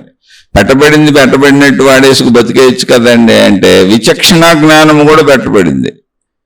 మంచి చెడు అనే భావాలు తెలిసేలా కూడా పెట్టబడింది. ఎవరన్నా చెబితే ఇది మంచి ఇది చెడు అని అర్థం చేసుకునేలా జ్ఞానం ఇవ్వబడింది. అర్థం చేసుకునే ప్రక్రియ ఉంది, అవగాహన చేసుకునే ప్రక్రియ ఉంది, ఆలోచించి తెలుసుకునే ప్రక్రియ ఉంది. ఇవన్నీ ఇవ్వబడినాయి కాబట్టి ఇవ్వబడినవన్నీ వాడుకొని ఇవ్వబడినట్టు చక్కగా బతుకు, మొత్తం వాడుకో. అది అందుకని మనిషి ధర్మంగా మంచిగా ఉండాలి, అది కూడా ఇవ్వబడింది కనుక. ఇక్కడ ఇలా తయారైన శరీరము మాతృగర్భంలోంచి బయటకు వచ్చి పడినప్పుడు ఇక అక్కడి నుంచి బయట ఆహారాన్ని స్వీకరించడం మొదలు పెడుతుంది శరీరం. ఎందుకని అంటే శరీరంలో ఎదుగుదల అనేది ఒకటి ఉంది. మాతృగర్భంలోనేమో కణజాలం అంతా మాతృ శరీరంలోని శక్తిని తీసుకొని కొత్త కణాలను నిర్మించుకొని శరీరం తయారైంది. అక్కడ మొత్తం తయారైన శరీరం నిరంతరం పెరుగుతూ ఉంటుంది, ఎదుగుతూ ఉంటుంది. అంటే ఎదుగుతున్నప్పుడు మళ్ళీ ఆ ఎదుగుదలకు అవసరమైన కొత్త కణజాలం కావాలిగా, అదంతా శరీరము ద్వారా వస్తూ ఉంటుంది. అందుకే మనం ఆహారం తీసుకోవడం అనే ప్రాసెస్, అలా ఆహారం తీసుకోవడానికి అనువుగా మనలో ఆకలి అనేది పుడుతుంది. అదంతా సృష్టి చేసిన ఏర్పడి ఆకలి ఎందుకు పుడుతుంది, ఎంత సైన్స్ డెవలప్ అయింది, ఆకలిని ఆపేయలేకపోయారు ఎవరు. అసలు ఆకలిని ఆపేస్తే గొడవలే లేవుగా, ఎవరు సంపాదించక్కర్లేదు, ఏం చేయక్కర్లేదు, ఘర్షణలు ఉండవు, గొడవలు ఉండవు. కానీ అసలు సృష్టి కూడా ఉండదేమో, ఆకలి లేకపోతే అప్పుడు ఇళ్ళు కొట్టుకు చచ్చిపోతారేమో, తెలియదు ఏం జరుగుద్దో. ఈ ఆకలి అనేది శరీరంలో అణువులు, కణములన్నా అణువులన్నా ఒకటే. కణజాలాన్ని పెంచుకోవటానికి శరీరమే ఏర్పాటు చేసుకున్న వ్యవస్థ ఆకలి లోపల పుట్టించుకుంటుంది. అది సృష్టిలో జరిగింది, ఎందుకు పుడుతుంది మనకు తెలియదు. దానికి ఆహార పదార్థాలు ఇవ్వాలి. ఆహార పదార్థాలు మనుషులకు కొన్ని మాత్రమే సరిపడతాయి, భూమి మీద ఉన్నాయి. మనిషి తినగలిగినవి కొన్ని ఉన్నాయి, మనిషికి ఇబ్బంది లేనివి. అవి తిని తద్వారా మళ్ళీ అదంతా రక్తముగా మాంసముగా, కానీ ఇదంతా కణజాలమే, మొత్తం కణాలుగా తయారవుతుంది. ఇలా బిడ్డ పుట్టిన దగ్గర నుంచి ఫస్ట్ పాలు తాగుతాడు, మాతృస్థానాలలో పాలు తాగుతాడు. తర్వాత కొద్ది కొద్దిగా ఘన పదార్థాలు అలవాటు చేస్తారు. ఆ తర్వాత అలాగే ఆహార పదార్థాలన్నీ తింటూ ఉంటారు. వాటి నుంచి కణజాలం ఏర్పడుతూ ఉంటుంది. ఇలా ఏర్పడుతూ కణజాలం బిడ్డ ఎదగటం జరుగుతూ ఉంటుంది, శరీరం పెరుగుతూ జరుగుతూ ఉంటుంది. అయితే ఇలా ఏర్పడుతున్న కణజాలంలో కణజాలం చాలా సూక్ష్మమైనది. అంటే ఏమని చెప్పుకున్నాం, ఒక కణము మన కంటికి కనబడాలంటే 1,00,000 రెట్లు పెద్దది చేస్తే మైక్రోస్కోప్ కింద పెట్టి సుమారుగా అది చిన్న ఇసుక రేణువు వల్లే కనబడుతుంది అని చెప్పుకున్నాం. ఇలాంటి కణజాలము చనిపోతూ ఉంటుంది. అంటే దాని ఆయువు అయిపోయింది. మనిషిగా మన ఆయువు ఉంది, కానీ మనలో ఉన్న కోటాను కోట్ల కణజాలం చనిపోతుంది. చనిపోయిన కణజాలం అంతా మలమూత్ర విసర్జనలతో, చెమటలతో, వీటితో బయటికి పోయేటువంటి విధానాలు ఎన్నున్నాయో మన శరీరంలో, ఆ రూపంలో వాటితో పాటు కలిసి బయటకు పోతూ ఉంటుంది. కొత్తగా తయారైన మనం తింటున్న ఆహారంలోంచి వచ్చిన కణజాలము చనిపోయిన కణజాలం ప్లేస్లోకి వెళ్ళి, ఎక్కడ కణజాలం చనిపోతే అక్కడ ఆ ప్లేస్లోకి వెళ్ళి మళ్ళీ ఆ కొత్త కణజాలం అక్కడ కూర్చుకొని ఆ శరీర అవయవాలను పనిచేయిస్తూ ఉంటుంది. మొత్తం మన శరీరం లోపలంతా అవయవాలుగా, బయటికి మనకు కనపడే చర్మం అంతే బయట అవయవాలు, లోపల మాంసం, ఇవన్నీ ఇంకా లోపల శరీర భాగాలు బోల్డ్ ఉన్నాయి, అవన్నీ కలిసి పనిచేయాలిగా. గుండె, ఊపిరితిత్తులు, ప్యాంక్రియాస్, ఇలా బోల్డ్ ఉన్నాయి లోపల పేర్లు చెప్పుకుంటే. అవన్నీ కూడా కణజాలంతో కలిసి ఉన్నాయి. కణజాలం ఆ రూపురేఖలు తీసుకుంది, గుండెగా, ఓ ఊపిరితిత్తులుగా, ఓ కిడ్నీస్గా, ఓ ప్యాంక్రియాస్గా, అలా అనేక రకాలుగా మొత్తం ఉన్నదంతా కణజాలమే. వాటిలో కొన్ని కణాలు చచ్చిపోయినప్పుడు మళ్ళీ కొత్త కణాలు వెళ్ళి ఆ ప్లేస్లోకి వెళ్ళిపోయి అవయవాన్ని పనిచేస్తూ ఉంటాయి. అలా మన శరీరం పెరుగుతూ ఉంటుంది, చనిపోయిన కణజాలం బయటకు తోసేయబడుతూ ఉంటుంది, కొత్త కణజాలం చనిపోయిన కణజాలం ప్లేస్లోకి వెళ్ళి లోపల రీప్లేస్ చేసుకుంటుంది. అంటే మొత్తం మనం వాహనాలు సర్వీసింగ్ చేసుకొని రిపేర్లు చేసుకున్నట్టు శరీరమే చేసేసుకుంటూ ఉంటుంది. ఈ ప్రాసెస్ అంతా, ఈ ప్రాసెస్ నిత్యం జరుగుతుంది. ఈ ప్రాసెస్కి, సెల్ఫ్ సర్వీసింగ్కి బాగా ఉపకరించేది నిద్రా సమయం. అంటే మనం మేల్కొని పనులు చేస్తున్నప్పుడు రెగ్యులర్గా జరగవలసిన ప్రాసెస్ జరుగుతూ ఉంటుంది. మనం నిద్రపోయినప్పుడు పనులన్నీ ఆపేసి శరీరాన్ని ఉపయోగించడం, తినటం, తాగటం అన్నీ మానేసాం కనుక బాహ్యము నుంచి వచ్చే ఏ ప్రక్రియలు శరీరం చేయక్కర్లేదు. ఆహారం లేదు కాబట్టి జీర్ణ ప్రక్రియ, దాన్ని రక్తంగా మార్చుకోవడం ఏం చేయక్కర్లా. నిద్రపోతున్నారు కాబట్టి చూడలేదు, వింటలేదు కాబట్టి అవగాహన, తెలుసుకోవడం, అర్థం చేసుకోవడం, గ్రహించడం, ఆ పనులు కూడా ఏం చేయక్కర్లా. శరీరం అంతా విశ్రాంతికి వచ్చింది. అప్పుడు శరీరం తనను తాను రిపేర్ చేసుకుంటూ ఉంటుంది, సెల్ఫ్ సర్వీసింగ్ చేసుకుంటూ ఉంటుంది. అందుకని అందరూ చక్కగా నిద్రపోవాలి అని చెబుతారు డాక్టర్లు. ఖచ్చితంగా మీరు 8 గంటలు నిద్రపోవాలి. ఎందుకని అంటే నిద్ర అంటే ఏంటంటే శరీరాన్ని ఆపి ఉంచటం. అప్పుడు అది తన లోపల తను రిపేర్లు చేసుకుంటుంది. ఆ రిపేరింగ్ ప్రాసెస్ కోసం నిద్ర ఉంది అక్కడ. అది శరీరమే కల్పించుకుంది, ఇదంతా సృష్టి ఏర్పాటు. ఇలా మనం ఆహారం తీసుకున్నప్పుడు ఉత్పత్తి అయినటువంటి కణములు చనిపోయిన కణముల ప్లేసులో కొన్ని వెళుతూ ఇంకా ఎక్స్ట్రా ఉన్న కణములన్నీ శరీర ఎదుగుదలకు సహకరిస్తూ ఉంటాయి. అంటే శరీరంలో పెరుగుతుంది, శరీరం ఈక్వలెంట్గా పెరుగుద్ది, అన్ని అవయవాలు, అన్ని భాగాలు. వాటిలోకి కణజాలం వెళ్ళి చేరుతూ ఉంటుంది. అలా శరీరం పెరుగుతుంది. ఇలా పెరిగిన శరీరం ఓ 25-30 ఏళ్ల వరకు మాత్రమే పెరుగుతుంది. నిర్ధారించబడిన స్థితి ఒక్కొక్కరికి ఒక్కొక్క రకంగా ఉంటుంది. కానీ ఇంచుమించు మనుషులందరికీ 1 సంవత్సరం, 2-3 సంవత్సరాల తేడాలు అలాగే ఉంటుంది. అది ఎక్కడో ఒక చోట ఆగిపోద్ది. 25-30 ఏళ్ళు అనుకోండి, ఊరికి అర్థం చేసుకోవడానికి. అక్కడి నుంచి ఇంకా శరీర ఎదుగుదల ఉండదు. కానీ మనం తీసుకున్న ఆహారం ఎదుగుదలకు సహకరించేటువంటి స్థితి ఇప్పుడు అయిపోయింది, ఇంక ఎదిగేది లేదు కనుక మనుషులు లావవటం మొదలు పెడతారు ఎక్కువ తింటే. ఇది చిన్నప్పటి నుంచైనా ఉంటుంది, శరీర తీరుని బట్టి విషయంగా చెబుతున్నా. అలా స్టడీగా కొంతకాలం ఉంటుంది, ఇంకా ఎదుగుదల ఉండదు. అదే యవ్వన ప్రాయం అంతా అనుభవిస్తూ ఉంటాం మనం. అక్కడి నుంచి ఒక 45 ఏళ్ళు 50 ఏళ్ళు ఊరికి అనుకోండి, అక్కడ దాకా అది స్టడీగా ఉండి అక్కడి నుంచి శరీరం తరగటం మొదలవుద్ది. అంటే శరీరం తగ్గిపోయి వృద్ధాప్యంలోకి వెళ్తూ ఉంటుంది. అంటే ఏం జరిగిందంటే చిన్నతనంలో పసిబిడ్డగా ఉన్నప్పుడు ఎదుగుదల అనేది ఎలా ఉందంటే, మనం తీసుకున్న ఆహారంలో ఉత్పత్తి అయ్యే కణాలు కొన్ని అయితే, అంటే 1,00,000 కణాలు ఉత్పత్తి అవుతున్నాయి ఆహారం తిన్నప్పుడు అనుకుంటే, బిడ్డ శరీరంలో చనిపోయే కణాలు తక్కువ ఉన్నాయి. 10, 20, 30, 40, 50 చనిపోవచ్చు. ఆ 50 కణాలు పూర్తయి మిగిలిన 1,00,000 కణాల్లో మిగిలినవన్నీ శరీర ఎదుగుదలకి ఆయా అవయవాల్లో చేరిపోయినాయి డిజైనింగ్ ప్రకారం. అలా బిడ్డ ఎదుగుదల వెళ్ళిపోయింది. అంటే చనిపోయే కణాలు తక్కువ ఉన్నాయి, అందుకని శరీరం కూర్చుకుంది అన్నింటినీ. అది ఎదుగుదల.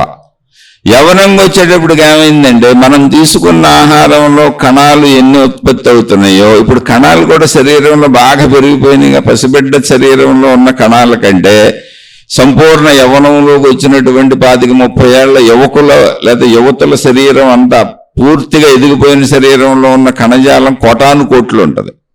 ఎందుకని పెరిగింది కదా. ఆ కోటాను కోట్లలో చనిపోయే కూడా ఎక్కువ ఉంటాయి. ఇప్పుడు చనిపోయే కణాలు ఎక్కువ ఉన్నాయి. మనం తీసుకున్న ఆహారంలో వచ్చే కణాలు చనిపోయే కణాలు సరిసమానంగా ఉన్నప్పుడు మన శరీరం కొంతకాలం అలా సెటిల్డ్గా ఉంటుంది. ఒకవేళ చనిపోయే కణాల కంటే మనం తీసుకునే ఆహారం ద్వారా ఉత్పత్తి అయ్యే కణాలు ఎక్కువ ఉన్నప్పుడు, అంటే ఈ కణోత్పత్తి, కణమే కణాన్ని ఉత్పత్తి చేసుకుని కణాలు ఇలా వస్తూ ఉంటాయి.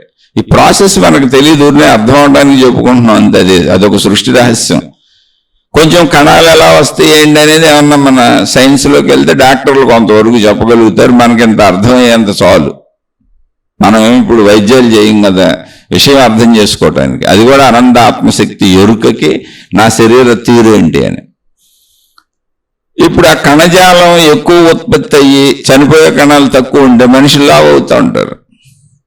వృద్ధాప్యానికి వెళుతున్నప్పుడు ఏం జరుగుతుందంటే, మనం తీసుకున్న ఆహారం నుంచి ఉత్పత్తి అయ్యే కణజాలం తక్కువ ఉంది, చనిపోయే కణజాలం ఎక్కువ ఉంది. కణజాలం చనిపోతుంది. అంటే కణము తన నుంచి ఇంకొక కణాలను శక్తి ద్వారా ఉత్పత్తి చేసుకునే శక్తిని కోల్పోతుంది. శక్తిని పొందిన కణజాలం తన నుంచి ఇంకొక కణాన్ని ఉత్పత్తి చేసుకోవాలి. ఆ శక్తిని అది కోల్పోతుంది. అనేక మార్లు అలా కణజాలాలను ఉత్పత్తి చేసుకున్నాక శక్తిని కోల్పోవటం వలన కొత్త కణజాలం ఏర్పడేది తక్కువైపోయింది. అందువలన శరీరం చూడండి, మీకు మాంసం పట్టదు, మనుషులు చిక్కిపోతూ ఉంటారు.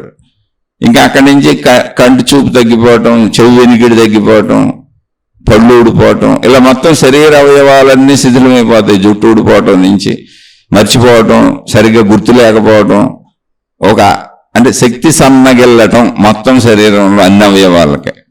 దీనికి కారణం ఏంటంటే, కొత్త కణజాలము తక్కువగా తయారవుతుంది, తక్కువ అందుతుంది. చనిపోయే కణజాలం ఎక్కువ ఉంది. ఆ ఎక్కువ ఉండటమే మన శక్తిహీనత. అవయవములకు, లోపల అవయవములకు ఈ కణజాలం అందటం లేదు. అందుకని వృద్ధాప్యం అంటే తోళ్ళు, శరీరం అలా ముడతలు పడిపోయి ఆలాడిపోతూ ఉంటుంది, కండ కూడా ఉండదు. మనకు అలాగే తెలుసు, ఎందుకని కణజాలం తెలియదుగా. ఇలా సాగుతూ సాగుతూ మరణము అంటే ఏంటంటే, జాగ్రత్తగా అర్థం చేసుకోండి. ఇప్పుడు కంటి చూపు పోయింది అన్నారనుకోండి, కంటి చూపుకు సంబంధించినటువంటి కణజాలము అది తగ్గిపోతూ తగ్గిపోతూ తగ్గిపోతూ కొత్త కణజాలం ఇంకా దానికి అందట్లేదు అసలు. అందుకని కంటి చూపు అప్పుడు మొత్తం పోద్ది. లేదా తగ్గిపోయి మసకలేస్తేనే కళ్ళజోళ్ళు పెట్టుకు చూస్తూ ఉంటాం. చెవి వెనికిడి తగ్గిపోతున్నారు అనుకోండి, కణజాలం సంపూర్ణంగా అందట్లా, ఉన్న కణజాలం అలా జాగ్రత్తగా పనిచేస్తూ విందామని ప్రయత్నిస్తుంది. ఇంకా మొత్తం కణజాలం అసలు అందకుండా పోయింది అనుకోండి, చెవి పనిచేయలేక వినపట్టలేదు చెవు అంటారు. చెవు పోయింది, పనిచేయడం మానేసింది. అయితే చెవు పోయినా కన్ను పోయినా ప్రమాదం ఏం లేదు మనిషికి. మిగిలిన శరీర అవయవాలు, లోపల మెయిన్ శరీర అవయవాలు పనిచేస్తున్నంత కాలం, కాళ్ళు పోయినా, చేతులు పోయిన, చూడండి యాక్సిడెంట్లో కాళ్ళు తీసేస్తారు, చేతులు తీసేస్తారు, కళ్ళు పోయినా, అలాంటివి పోయినా. కొంతమంది పుట్టుకతో మోగవాళ్ళుగా పుడతారు, గుడ్డివాళ్ళుగా పుడతారు, చెవులు ఉండవు, చెవులు పనిచేయవు, వాళ్ళు బతుకుతారు. కానీ మెయిన్ అవయవాలు ఉన్నాయి శరీరంలో, గుండెని, ఊపిరితిత్తులని, ఇలా మొత్తం శరీరాన్ని బ్రతికించి ఉంచేటువంటి లోపల ముఖ్య భాగాలలో కణజాలం అందటం ఆగిపోద్ది దేనికో దానికి. అది కూడా తగ్గుతుంది, వీక్ అవుతుంది. గుండె బలహీనం అయిందంటారు, కిడ్నీలు కొంచెం వీక్ అయినా సరిగ్గా పనిచేయట్లేదు, జాగ్రత్తగా ఉండండి అని చెబుతూ ఉంటారు. ఈ జాగ్రత్తలు తీసుకోండి. అన్ని శరీర భాగాలకి లోపల అలా జరుగుతూ ఉంటుంది. అంటే కణజాలం తగ్గిపోతుంది, కొత్త కణజాలం చేర్చుకోవటానికి ఆ ఉత్పత్తి తక్కువ అవుతుంది. అందుకని శరీర భాగాలు వీక్ అవుతున్నాయి. మనకు అది బలహీనతగా తెలుస్తుంది అంతే. కానీ లోపల శరీర భాగాలు మనకు అసలు పరిచయం లేకపోవడం వలన ఏ శరీర భాగంలో ఏ ముఖ్య అవయవంలో కణజాలం అందకపోవటం వలన ఆ ముఖ్య అవయవం ఆగిపోయిందో మనకు తెలియదు. ఇప్పుడు ముఖ్య అవయవాల్లో ఏ గుండుకో కణజాలం అందక ఆగిపోయింది అనుకోండి, గుండు పని చేయకపోతే ఇంకా మిగిలిన దానికి అనుసంధానించి పనిచేసి ఏమీ పనిచేయవు. అలాగే కిడ్నీలకు అందలేదు అనుకోండి, కిడ్నీలు పనిచేయట్లేదు అనుకోండి, కిడ్నీలు చెడిపోతే దానికి లింకులో పనిచేసేవి ఏమీ పనిచేయవు. అప్పుడు మరణము అంటే అది. లోపల ముఖ్య శరీర అవయవ భాగాలలో కణజాలం అందకపోవటం వలన వస్తున్న దాన్ని మనం అని వ్యాధులను బాధలను ఏ పేర్లు చెప్పుకుంటూ ఉంటాం. కానీ జరిగింది ఇది, కొత్త కణజాల కూర్పు జరగట్లేదు. అందువలన ముఖ్య శరీర అవయవములు పని చేయకపోవటం వలన, ఇప్పుడు మన వాహనం ఉందండి, వాహనంలో లోపల ఇంజిన్లో ఏదో పెద్ద రిపేర్ వచ్చి పని చేయట్లేదు, వాహనం నడవదు, వాహనం అలాగే ఉంటుంది. కానీ రిపేర్ ఇంజిన్లో ఉంది, అసలు ఇంజిన్ స్టార్ట్ అవ్వట్లేదు. ఏం చేయాలి ఇప్పుడు? అన్ని ఇంజిన్ మొత్తం పాడైపోలా, ఏదో అందులో ఒక భాగం ఎక్కడో ఒక పార్ట్ పాడైపోయింది. ఆ పార్ట్ని రిపేర్ చేస్తే తప్ప ఇంజిన్ స్టార్ట్ అవ్వదు. వాహనాలు ఎలాగో సేమ్ మన శరీరం అంతే. అలా రిపేర్లు కుదిరినంత కాలం డాక్టర్ దగ్గరికి వెళ్ళి చేయించుకుంటూ ఉంటాం మనం. ఇంకా రిపేర్ కూడా కుదరదంటే ఆగిపోయింది పూర్తిగా, కణజాలం అందట్లా. అప్పుడు చచ్చిపోయాడు, మనిషి చనిపోయాడు, చనిపోయింది అని చెబుతారు. అంటే ఇక్కడ చనిపోవడం అంటే ఏం జరిగింది? శరీరములో కణజాలము లోపల ముఖ్య శరీర భాగములకు అందలేదు. అందుకని మనిషికి ఆయువు నిర్ధారించబడి ఉంది. 100 సంవత్సరములు అన్నారు. 100 కొంచెం పైన కిందో, అది వాళ్ళ యొక్క కణజాల నిర్మాణమును బట్టి, అంటే తల్లిదండ్రులను బట్టి, పూర్వీకుల నుంచి వస్తున్న కణజాలం, దాన్ని DNA అని అలా రకరకాలుగా పిలుస్తారు, జీన్స్ అని. అలా దాన్ని బట్టి ఆయువు ఉంటుంది. కొంచెం దీర్ఘాయువులు తల్లిదండ్రులు వీళ్ళందరూ కొంచెం ఎక్కువ 100 సంవత్సరాలు బతికిన వాళ్ళు అనుకోండి, తర్వాత వాళ్ళు కూడా అంతకాలం బతుకుతారు. ఎందుకని విత్తనం అలాంటిది, మూల విత్తనం కాదు. 70కి 80కి చచ్చిపోతున్న వాళ్ళు అనుకోండి, ఆ విత్తనాన్ని బట్టి వీళ్ళు కూడా అంతే. ఆ పైనుంచి వస్తుంది ఈ ఆయువు అనేది. ఇలా ముందా వెనకాని కొంతమంది యాక్సిడెంట్లో చనిపోతారు. యాక్సిడెంట్ అయితే ఏమైంది చూడండి, యాక్సిడెంట్ అయితే ఏమైంది? శరీరము ఛిద్రమైపోయింది. పెద్ద వాహనం గుద్దేయటం చేత శరీరం పనికి రాకుండా పోయింది. ఇంకా అప్పుడు అందులో ముఖ్య అవయవాలు పాడైపోయినాయి. మనకు అది అంత మాంసపు ముద్దలా కనపడవచ్చు ఏదో గుద్దేసినప్పుడు, యాక్సిడెంట్లు అయినప్పుడు. మొత్తం ముఖ్య అవయవాలు కొలాప్స్ అయిపోతే పని చేయటం లేదు. ఇది తెలియదు కనుక మనిషి, సహజ మనిషి ఏమనుకుంటాడు? శరీరం అంతా ఇక్కడే ఉంది, కళ్ళు ఎక్కడే ఉన్నాయి, చెవులు ఎక్కడే ఉన్నాయి, ముక్కు ఎక్కడే ఉంది, తల ఎక్కడే ఉంది, జుట్టు ఎక్కడే ఉంది, కాళ్ళు ఎక్కడే ఉన్నాయి, గోళ్ళు ఎక్కడే ఉన్నాయి, మొత్తం బయట శరీరం అంతా కనపడతానే ఉంది, అందులో ఏం మార్పులు లేవు. కనుక ప్రాణం పోయింది అన్నాడు. అదే అలవాటుగా తీసుకున్నారు అందరూ. ప్రాణం పోవటం లేదు, అసలు రావటం లేదు. ప్రాణం ఎక్కడికి పోవడం లేదు, ప్రాణం ఎక్కడికి రావటం లేదు. ప్రాణశక్తి అనేది ఆత్మశక్తిగా, ఆకాశ స్వరూపముగా, అది సర్వవ్యాపకముగా, నిశ్చలముగా, నిర్మలముగా ఉన్నది. అది రావటము లేదు, అది పోవటం లేదు. దానిలోనే దాని యొక్క లక్షణముల చేత, దాని యొక్క లక్షణములు పంచభూతాత్మకము చెప్పాను. దాని లక్షణములు అంటే దానిలో కదలిక అనే లక్షణం ఉంది, దాని పేరు వాయువు. దానిలో వెలుగు అనే లక్షణం ఉంది, దాని పేరు వెలుగే, అగ్ని అన్న అదే. దానిలో ద్రవత్వము అనే లక్షణం ఉంది, అంటే అది అలా అవ్వగలదు. ఆ లక్షణాలు, దాని యొక్క లక్షణము అంటే అది అలా అవ్వగలదు. ద్రవత్వం అనే లక్షణం ఉంది. దానిలో ఘనత్వము అనే లక్షణం ఉంది, అది భూమిలో అవ్వగలదు. అవి దాని లక్షణాలు. అలా నిరంతరం దాని లక్షణాలు దానిలోనే కలిసి తిరుగుతూ ఉంటాయి. మన లక్షణాలన్నీ మనలో తిరగట్లే, మన గుణాలన్నీ మనలో తిరగట్లే, మన స్వభావం అంతా మనలో తిరగట్లే. దాని ప్రకారమే మనం ప్రవర్తిస్తాం రోజు.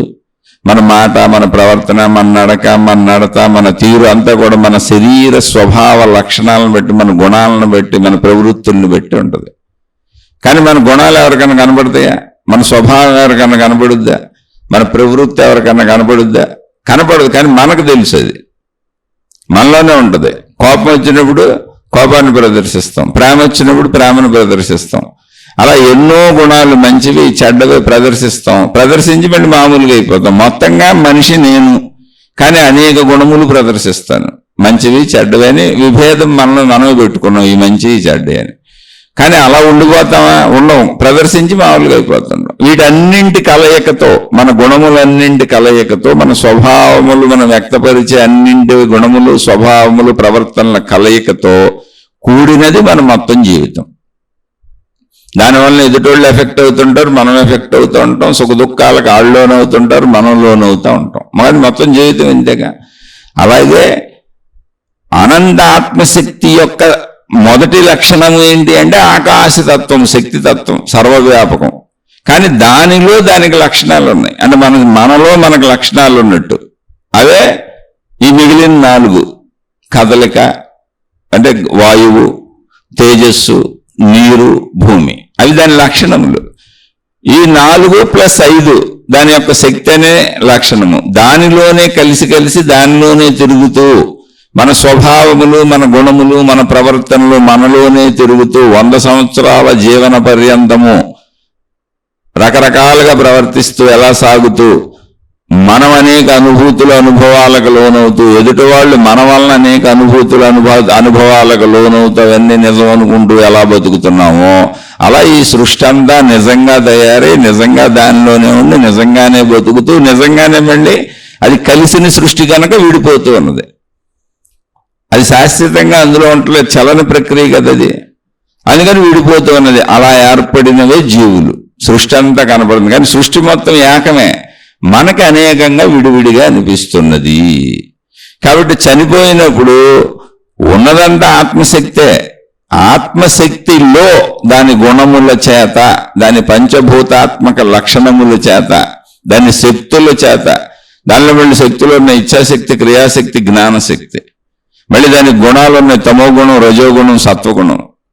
ఇలా మీరు సృష్టిలో ఎన్ని చూస్తున్నారో అన్ని దాని శక్తులు, దాని లక్షణములు, దాని గుణములు, దాని స్వభావములు దానికి సంబంధించినవే. అవన్నీ దానిలోనే ఉన్నాయి. ఒక మనిషిలో ఎన్ని ఉన్నాయి చూడండి. శరీర భాగాల నుంచి మొదలుకొని బయటివి, లోపలివి, గుణములు, స్వభావములు, ప్రవర్తన, ఇలా ఒక మనిషిలో ఎన్ని ఉన్నాయి. అలా దానిలో దానికి ఉన్నాయి. దానిలో ఉన్నవన్నీ కలిసి సృష్టిగా మనకి వ్యక్తమవుతుంది. కానీ అది ఒరిజినల్గా దాని శరీరం ఏంటి? ఆకాశ శరీరం. అది అవ్యక్తంగా ఉంటుంది. మన శరీరం ఏంటి? ఒరిజినల్గా మన శరీరం వ్యక్తమవుతుంది. నేనని ఇదిగో మాంస శరీరం ప్రతి మనిషిది కనబడుతుంది. మనలో గుణములు, స్వభావములు అవ్యక్తముగా ఉన్నాయి. అంటే మనం దానికి రివర్స్లో ఉన్నాం. ఆత్మశక్తికి రివర్స్లో ఉన్నాం మనం. ఎందుకని? సృష్టి కూడా అలాగే ఉంది.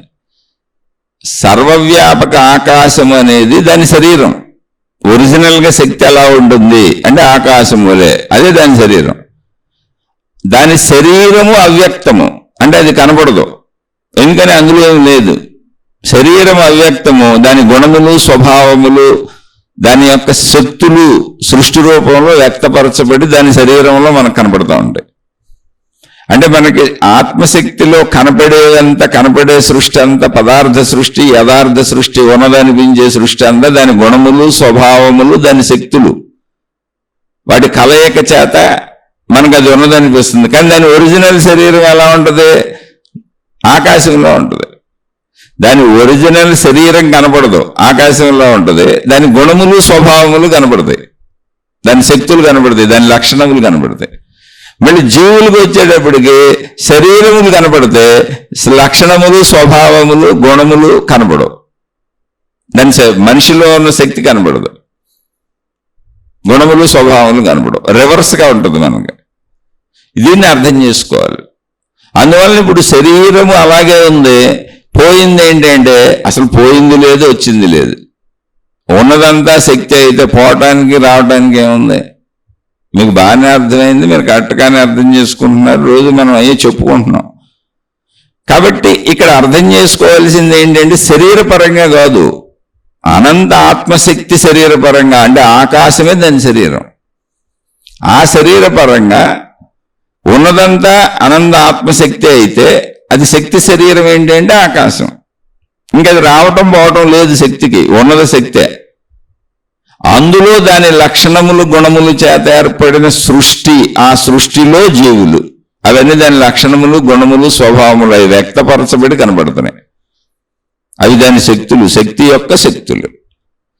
అలా శక్తి యొక్క శక్తులు సృష్టిగా వ్యక్తపరచబడినప్పుడు అందులో ఉన్న నేను, నాకు నేను అన్న భావన కలుగుతుంది. ఎందుకని నేను అన్న భావన కలుగుతుంది అంటే సర్వవ్యాపక శక్తే సర్వము వ్యాపించింది దానిలో. ఆ శక్తితో దానితోనే ఏర్పడిన సృష్టి దానికి అభిన్నమైనది కాదు. అందుకని ఆ శక్తికి నేను ఉన్నాను అనేటువంటి భావన, ఎరుక ఉంది. అది ఒక సజీవత్వం. అది శక్తి యొక్క స్థితి. నేను అంటే నేనని కాదు, ఉన్నానన్న ఎరుక, దాన్ని నేనంటున్నాం మనం. ఎందుకనే నేనంటున్నామంటే మనకి ఇక్కడ భిన్నంగా నువ్వు ఉంది, మళ్ళీ వేరే వాళ్ళు ఉన్నారు సృష్టిలో. కానీ యాక్చువల్గా ఉన్నాను అనిపిస్తున్న భావన ఏంటంటే శక్తిది. అందుకని ప్రతి జీవికి ఉన్నాననిపిస్తుంది. శక్తి యొక్క లక్షణం. ఎందుకంటే శక్తి అన్నిటిలో ఉంది కనుక.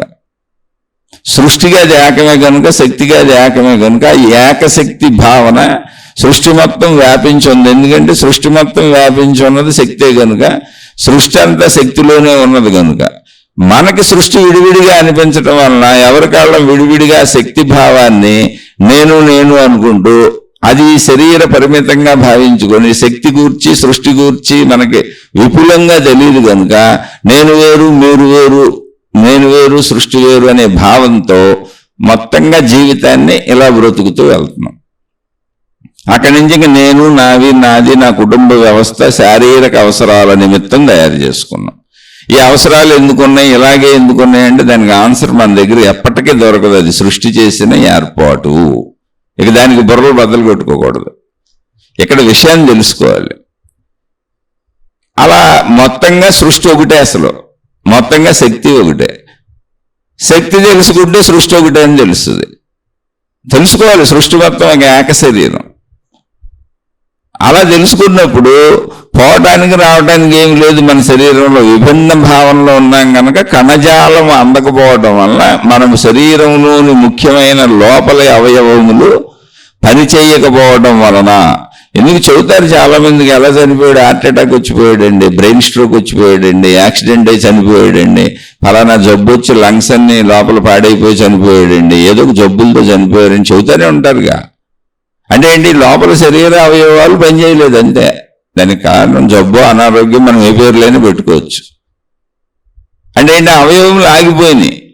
అక్కడ ప్రాణం పోయిందని ఊరిని అంటున్నాం మనం. ప్రాణం పోల, అవయవాలు ఆగిపోయినాయి. ప్రాణం పోవటం లేదు, రావటం లేదు. అసలు శరీరాలన్నీ ప్రాణంలోనే తయారవుతున్నాయి, ప్రాణశక్తిలోనే తయారవుతున్నాయి.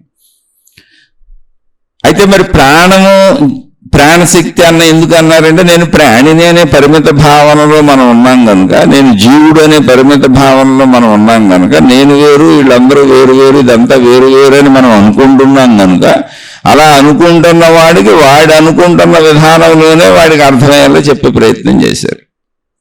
అందువలన ఈ భాష వచ్చింది.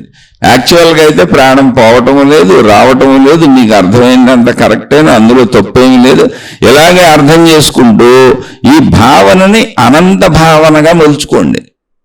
అంటే ఏంటి, శక్తి అంతా ఒకటే. ఇప్పుడు మనకి శరీరం రివర్స్లో ఉందని చెప్పాను ఇందాక. ఇప్పుడు దీన్ని శ్రవణం విన్నాం కదా, మననమే ధ్యానము. చక్కగా కళ్ళు మూసుకొని ఒకసారి భావన చేసుకోండి. ఏంటి, మనకు శరీరం ఉంది, మన శరీరం కనబడుతుంది, శరీరం ఉందనుకున్నాం. కానీ మన గుణాలు కనపడవు, మన స్వభావం కనపడదు, మన ఆలోచనలు కనపడవు, మన బుద్ధి కనపడదు. మనకే కనపడదు, ఇతరులకే కనపడదు, కనపడటం ఉండదు. కానీ ఉన్నది అనేది నిజం. మనకు తెలుస్తుంది, ఇతరులకు అది కూడా తెలియదు. మన గుణాలు, మన స్వభావాలు, మన ఆలోచనలు, మన బుద్ధులు మనకు అనుభవం. ఆ అనుభవం ఆ మనసులోంచి మనం కదులుతున్నాం, శరీరాన్ని కదుపుతున్నాం. బయట వాళ్ళకి అది కూడా తెలియదు. ఇది ఎలా ఉందో అంటే, మన శరీరము వ్యక్తమవుతూ మన శరీరములో ఉన్నటువంటి మన శక్తులు, మన గుణాలు, మన స్వభావం, మన ప్రవర్తన మంచిదా చెడ్డదా కదా, అవన్నీ మన శక్తులు. అవి దర్శనం అవట్లేదు, అవి ఎవరికే కనపడట్లేదు, మనకే కనపడట్లేదు. కానీ మనకు అనుభవం అవుతుంది ఉన్నది అని, అవి ఉన్నవి అని. ఇతరులకు అది కూడా తెలియదు, ఎవరిలో వాళ్ళకే అనుభవం అవుతాయి. సేమ్ ఇలాగే ఒకసారి రివర్స్ తీసుకోండి. శక్తి శరీరం ఏంటి అని ఆలోచించినప్పుడు మీకు ఆకాశం అని చెప్పేది అందుకే మీరు దాన్ని ఆలోచించి అనుభూతి చెంది సాధనకి అనుకూలంగా భావనకు అనుకూలంగా, భావించుకోవడానికి అనుకూలంగా, అర్థం చేసుకోవడానికి అనుకూలంగా, సత్యాన్ని గ్రహించడానికి అనుకూలంగా ఆకాశం అనే పదం వాడుతున్నాం అక్కడ. ఇది మహాత్ములు అందించిందే. శక్తి యొక్క శరీరము ఆకాశము. శక్తి యొక్క శరీరం ఆకాశము కనబడేలా లేదు, రివర్స్లో ఉంది అక్కడ. మనకు రివర్స్ అది, దానికి రివర్స్ మనం. శక్తి యొక్క లక్షణములు, గుణములు, స్వభావములు కనబడేలా ఉన్నాయి. అదే సృష్టి. అంటే శక్తి యొక్క శక్తులు కనబడుతున్నాయి, శక్తి కనబడదు. శక్తి శరీరము కనబడదు, దాని యొక్క శక్తులు కనబడుతున్నాయి. దాని శక్తులు మనకేం కనబడుతున్నాయో అదంతా సృష్టి. అవి శక్తులు కదా, మన స్వభావాలు మారిపోయినట్టు మారిపోతుంటాయి. ఇక్కడ అర్థం చేసుకోవడానికి పెద్ద బుర్రపాటు చేసుకునేంత వ్యవస్థ కూడా ఏమి లేదు. జస్ట్ కొంచెం అర్థం చేసుకోగలిగితే చాలు. దాన్ని భావన చేసుకోవాలి కూర్చొని. తపస్సు అంటే అది, ధ్యానం అంటే అది. ఇప్పుడు మన గుణములు, స్వభావములు మనం ఉదయం లేచిన దగ్గర నుంచి రాత్రి నిద్రపోయే వరకు ఒక స్వభావంలో, ఒక గుణంలో, ఒక రకమైన ఆలోచనతో, ఒక పద్ధతిలో అసలు ఉంటాం మనం. కోటాను కోట్లుగా మారిపోతూ ఉంటాయి మన ఆలోచనలు, గుణాలు, పద్ధతులు, ప్రవర్తనలు, స్వభావం లోపల మారిపోతుంటాయి. పరిస్థితులను బట్టి, మన ఎదురుగా వచ్చే పరిస్థితులను బట్టి, మనలో కలిగే భావాలను బట్టి, మన చుట్టూ వచ్చే మనుషులను బట్టి, విషయాలను బట్టి, సందర్భాలను బట్టి రకరకాలుగా మారిపోతాం. చూడండి, ఒక్క రోజులో ఎన్నో లక్షల కోట్ల రకాలుగా మారిపోతుంటాం మనం. ఎన్నో రకాల భావనలు క్రియేట్ అవుతూ ఉంటాయి. అలాగే మనలో ఇన్ని క్రియేట్ అవుతున్నా మనకున్న శరీరంలో మార్పు లేదుగా, శరీరం అలాగే ఉందిగా, లోపలే మారిపోతున్నాయి. అవి మన శక్తులు, మన శరీరం యొక్క శక్తులే. అలాగే ఆకాశ శరీరం యొక్క శక్తులు నిరంతరం దానిలో కూడా మారిపోతున్నాయి. ఆ మారిపోతున్నదే నిరంతరం మార్పు చెందుతున్న సృష్టి. ఎక్కడ ఆగదు, కంటిన్యూటీ, అది మార్పు చెందుతూనే ఉంటుంది.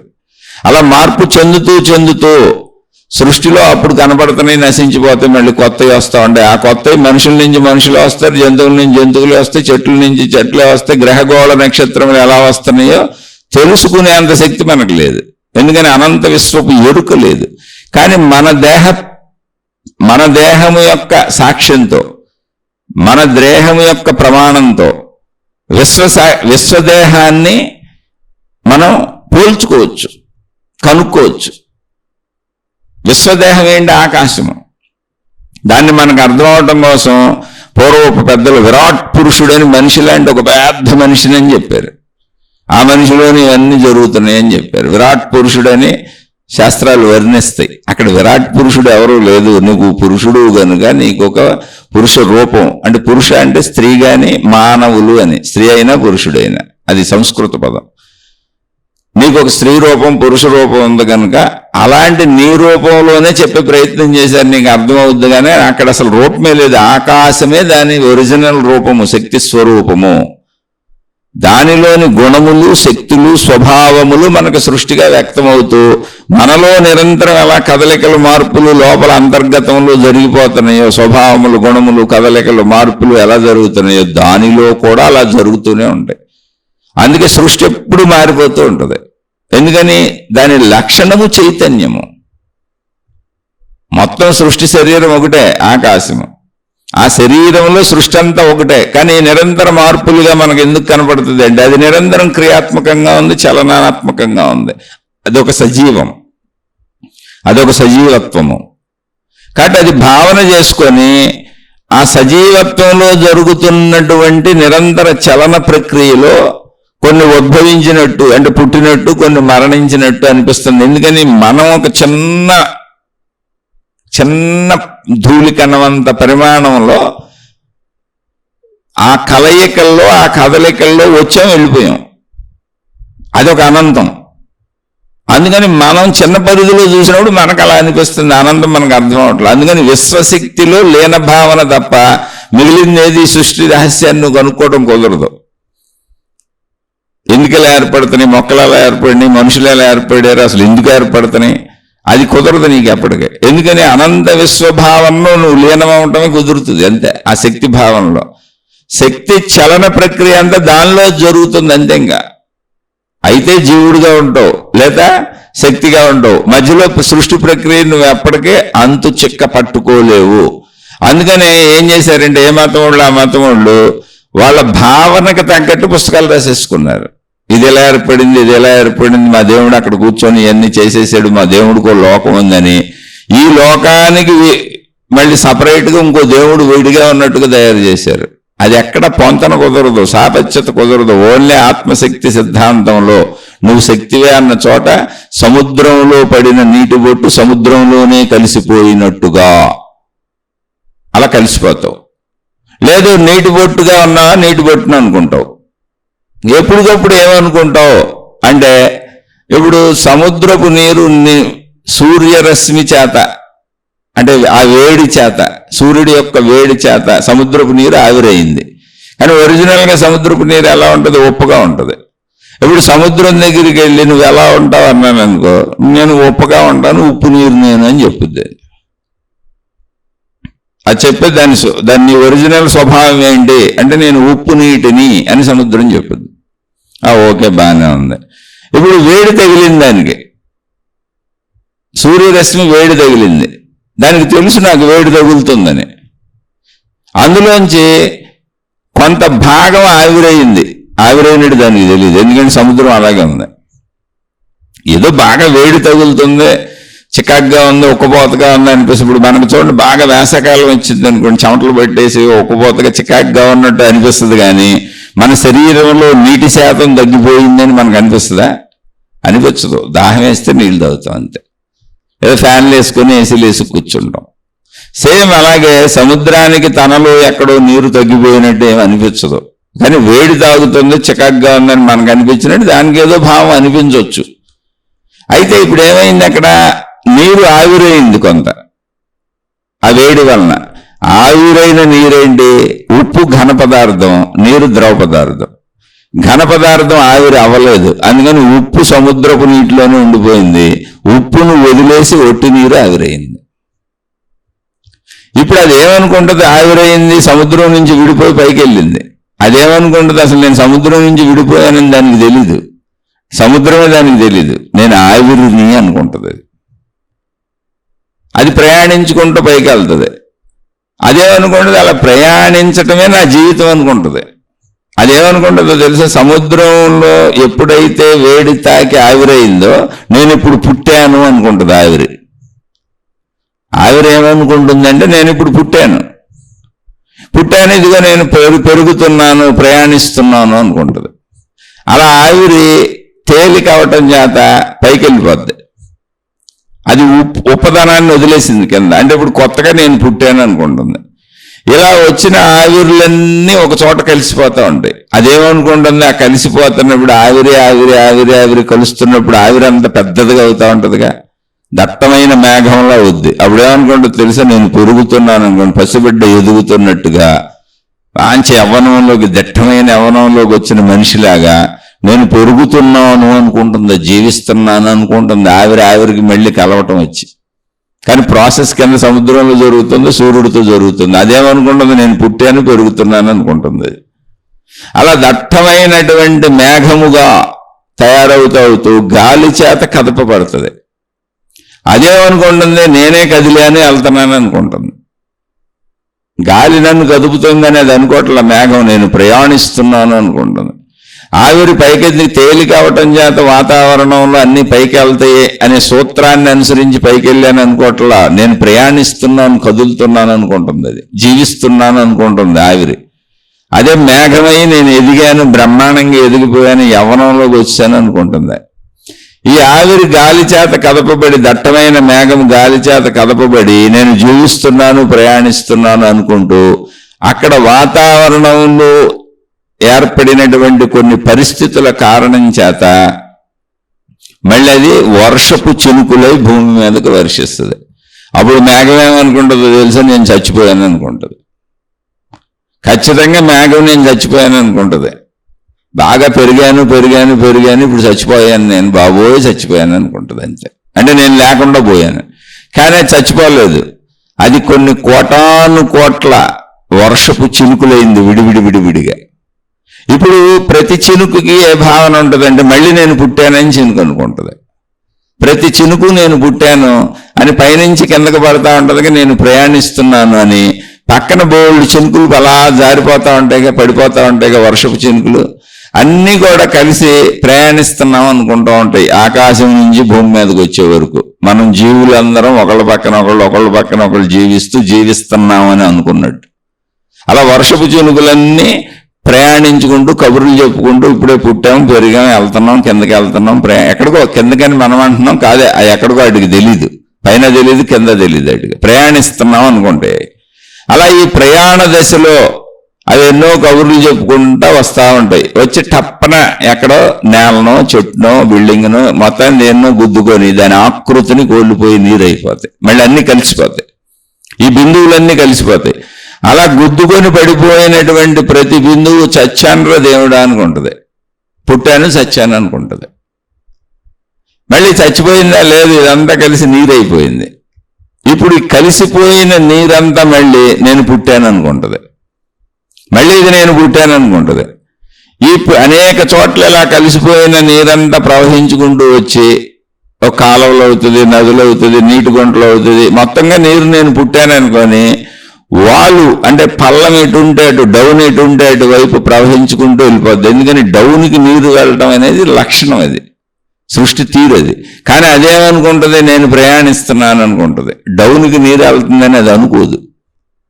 నేను ఇప్పుడు పుట్టాను, నీరుగా పుట్టాను, చెరువుగా పుట్టాను, లేదా నదిగా పుట్టాను, ఏదో ఒకటి నీరుగా కలిసిపోయింది. ఇప్పుడు బిందువు స్థితిలో చచ్చిపోయింది. ఇప్పుడు కొత్తగా పుట్టాను అనుకుంటుంది, మళ్ళీ అనుకొని మొత్తం ఇదంతా ప్రవహించుకుంటూ వెళ్ళిపోయి భూభాగంలో అన్నింటినీ కదుపుకుంటూ తడుపుకుంటూ ప్రవహించుకుంటూ వెళ్ళి సముద్రంలో కలిసిపోద్ది. ఈ మధ్యలో ఊరికనే మనం చిన్న చిన్న జీవులు కనుక మనం ఆ నీటితో బతుకుతున్నామని మనం అనుకుంటాం. ఆ మంచినీరు ఉండటం వలన భూమి మీద మొక్కలు, జీవరాశులు, జంతువులు అన్నీ బతుకుతాయి. ఉప్పు నీరు వీటికి పనిచేయదు. అలా సృష్టి దానంతటా తయారైంది. ఒకవేళ సృష్టి కావాలనుకుంటే ఉప్పు నీరు కూడా పనికొచ్చేలా పెట్టేది, పని చేయకుండా పెట్టింది అంతే. అలానే విడిగా ఉప్పు మళ్ళీ మనం వేసుకు తింటాంగా, మళ్ళీ అదే ఉప్పు మనం వంటల్లో వాడుకునేది. మంచినీరు మాత్రమే భూమి మీద జీవరాశికి పనికొచ్చేలా ఒక ఏర్పాటు ఉందంతే అక్కడ. ఆ మంచినీరు వలన సంయోగం వలన మళ్ళీ ఎంత జరిగింది, ఇది ప్రవహించుకుంటూ వెళ్ళి ఏమైపోయింది, మళ్ళీ ఇది ఈ నది సముద్రంలో కలిసిపోయింది. అప్పుడు నది ఏమనుకుంది తెలుసా, చచ్చానురా దేవుడా అనుకుంది, చచ్చిపోయాను అనుకుంది అది. ఎక్కడ సముద్రంలో కలిసిపోయి. అయితే నదిగా చచ్చిపోయాను అనుకుంది, ఇప్పుడు సముద్రంలో కలిసిపోయినాక మళ్ళీ దానికి కొత్త పుట్టుకు మొదలైంది. నేను అనంతత్వాన్ని అనే పుట్టుకు వచ్చింది, నేను అనంత సముద్రాన్ని అన్న ఎరుకలోకి వెళ్ళిపోయింది. ఇప్పుడు ఆ ఎరుక దానికి మొదలు లేదా, ఆవిరవ్వకముందు ఉన్నది అనంత సముద్రమే. దానికి ఎప్పుడు నేను అనంత సముద్రాన్ని అన్న ఎరుక ఉంది. దానిలోంచే ఆవిరైనట్టు దానికి అసలు స్పృహ లేదు, ఎరుక లేదు. అది దాని లక్షణం. ఆవిరి నేను పుట్టాను అనుకుంది. ఆవిరంతా ఒకదానికొకటి కలుస్తూ మేఘం అవుతే నేను పెరుగుతున్నాను, జీవిస్తున్నాను, కదులుతున్నాను, ప్రయాణిస్తున్నాను, ఇదంతా నా జీవితం అనుకుంది. మేఘము చచ్చిపోయి లక్షల కోటాను కోట్ల చినుకులుగా మళ్ళీ చినుకులు నేను పుట్టాను అనుకున్నాయి. చినుకులు ప్రయాణించుకుంటూ వచ్చి నేల మీద పడిపోయి భూమి మీదకి వచ్చి దేన్నో దాన్ని తాకి పడిపోయి చచ్చిపోయామనుకున్నాయి. మళ్ళీ అదంతా నీరుగా మారి ఆ నీరంతా కలిసి కాలవలై నదులై ప్రవహించి నేను నదిగా నీటిగా బతికాను అనుకుంది, ప్రవహిస్తున్నాను, కదులుతున్నాను అనుకుంది. అక్కడి నుంచి వెళ్ళి సముద్రంలో కలిసిపోయి చచ్చిపోయాను రా బాబు అని అనుకుంది. ఎక్కడ కలయిక దగ్గర కలిసిపోయినాక మళ్ళీ నేను పుట్టాను, నేను సముద్రాన్ని అనంత ఆత్మస్వరూపమును అంటే పుట్టానన్న భావన లేదు, మూల భావనలోకి మళ్ళీ వెళ్ళిపోయింది అంతే. ఇప్పుడు నేను అనంత ఆత్మస్వరూప సముద్రమును, నేను అనంత సముద్రమును అన్న భావనలో లీనమైంది. అంటే మొదటి భావనకే వచ్చింది మళ్ళీ. సేమ్ మనం కూడా అంతే జీవులుగా. అందుకే అన్ని గుండ్రంగా ఉన్నాయని చెబుతారు. ఎక్కడ బయలుదేరిందో అక్కడికే వస్తుంది. గుండ్రము అంటే అది గోళము, గ్రహము, గోళము, సృష్టి అంతా రౌండ్గా ఉందని చెబుతారు, జీరోలో ఉందని చెబుతారు. ఎందుకని అంటే ఎక్కడ బయలుదేరితే అక్కడికే వస్తుంది, వేరుగా వెళ్ళటానికి లేదు, ఉన్నదంతా అదే. జీవుడుగా మనకు అలా అనిపిస్తున్నది. ఆ అనిపిస్తున్నటువంటి భావనని అర్థం చేసుకొని జీవభావం నుంచి అనంత ఆత్మ శక్తి భావానికి వెళ్ళటమే ఆత్మజ్ఞాన చదువు, ఆధ్యాత్మిక చదువు. ఇది ఎవరికి వాళ్ళని ప్రాక్టీస్ చేసుకోవాలి. దానికి అనుగుణంగా సందేహాలు వస్తే మాట్లాడుకోవాలి. ఆ భావనలో స్థిరపడే వరకు వింటూ ఉండాలి, ఆ విన్నదాన్ని మననం చేసుకుంటూ ఉండాలి. వెంటనే ఏంటి? శ్రవణము అన్నారు మహాత్ములు. పేర్లు పెట్టారు, శ్రవణమే అని సంస్కృత పదాలు అంటే వినటం వాడుక భాషలో. మననం అంటే ఏంటి? గుర్తు చేసుకోవటం. మన లోపల మనం దాన్ని గుర్తు చేసుకోవటం. మనమే కావాలని పదే పదే ఆ భావాన్ని గుర్తు చేసుకోవటం మననం.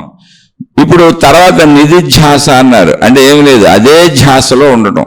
గుర్తు చేసుకుంటున్నటువంటి విషయం ఏదుందో, భావం ఏదుందో, ఆ భావాన్ని మనలో దృఢపరుచుకునేలా, ఆ భావాన్ని నిలకడగా మనలో ఉంచుకునేలా ప్రయత్నించటం. దానికి సాధన. ఎందుకు సాధన చేయాలి? శరీరపరమైన విషయాల్లో సాధన చేస్తున్నాం రోజు మనం. అసలు ఈ శరీరం నేనని మనకు ఎందుకు అనిపిస్తుంది? రోజు ఆహారం తింటాం, మలమూత్ర విసర్జన చేస్తాం, పడుకుంటాం, లెగుస్తాం, బట్టలు వేసుకుంటాం, స్నానాలు చేస్తాం, కాలకృత్యాలు తీర్చుకుంటాం, చక్కగా మనకు నచ్చిన బట్టలు వేసుకుంటాం, చెప్పులు వేసుకుంటాం, తలదూకుంటాం, రకరకాల సింగారాలు చేస్తాం, పంచేంద్రియాలకు అవసరమైనటువంటి కోరికలు రోజు తీర్చుకుంటాం. మెలకువంతా నేను శరీరం అన్న భావనగా మనం పెంచుకోవటం. అసలు మరి నీకు నేను శక్తిని అన్న భావన ఎలా పెరుగుతుంది నువ్వు ట్రై చేసి పెంచుకోపోతే?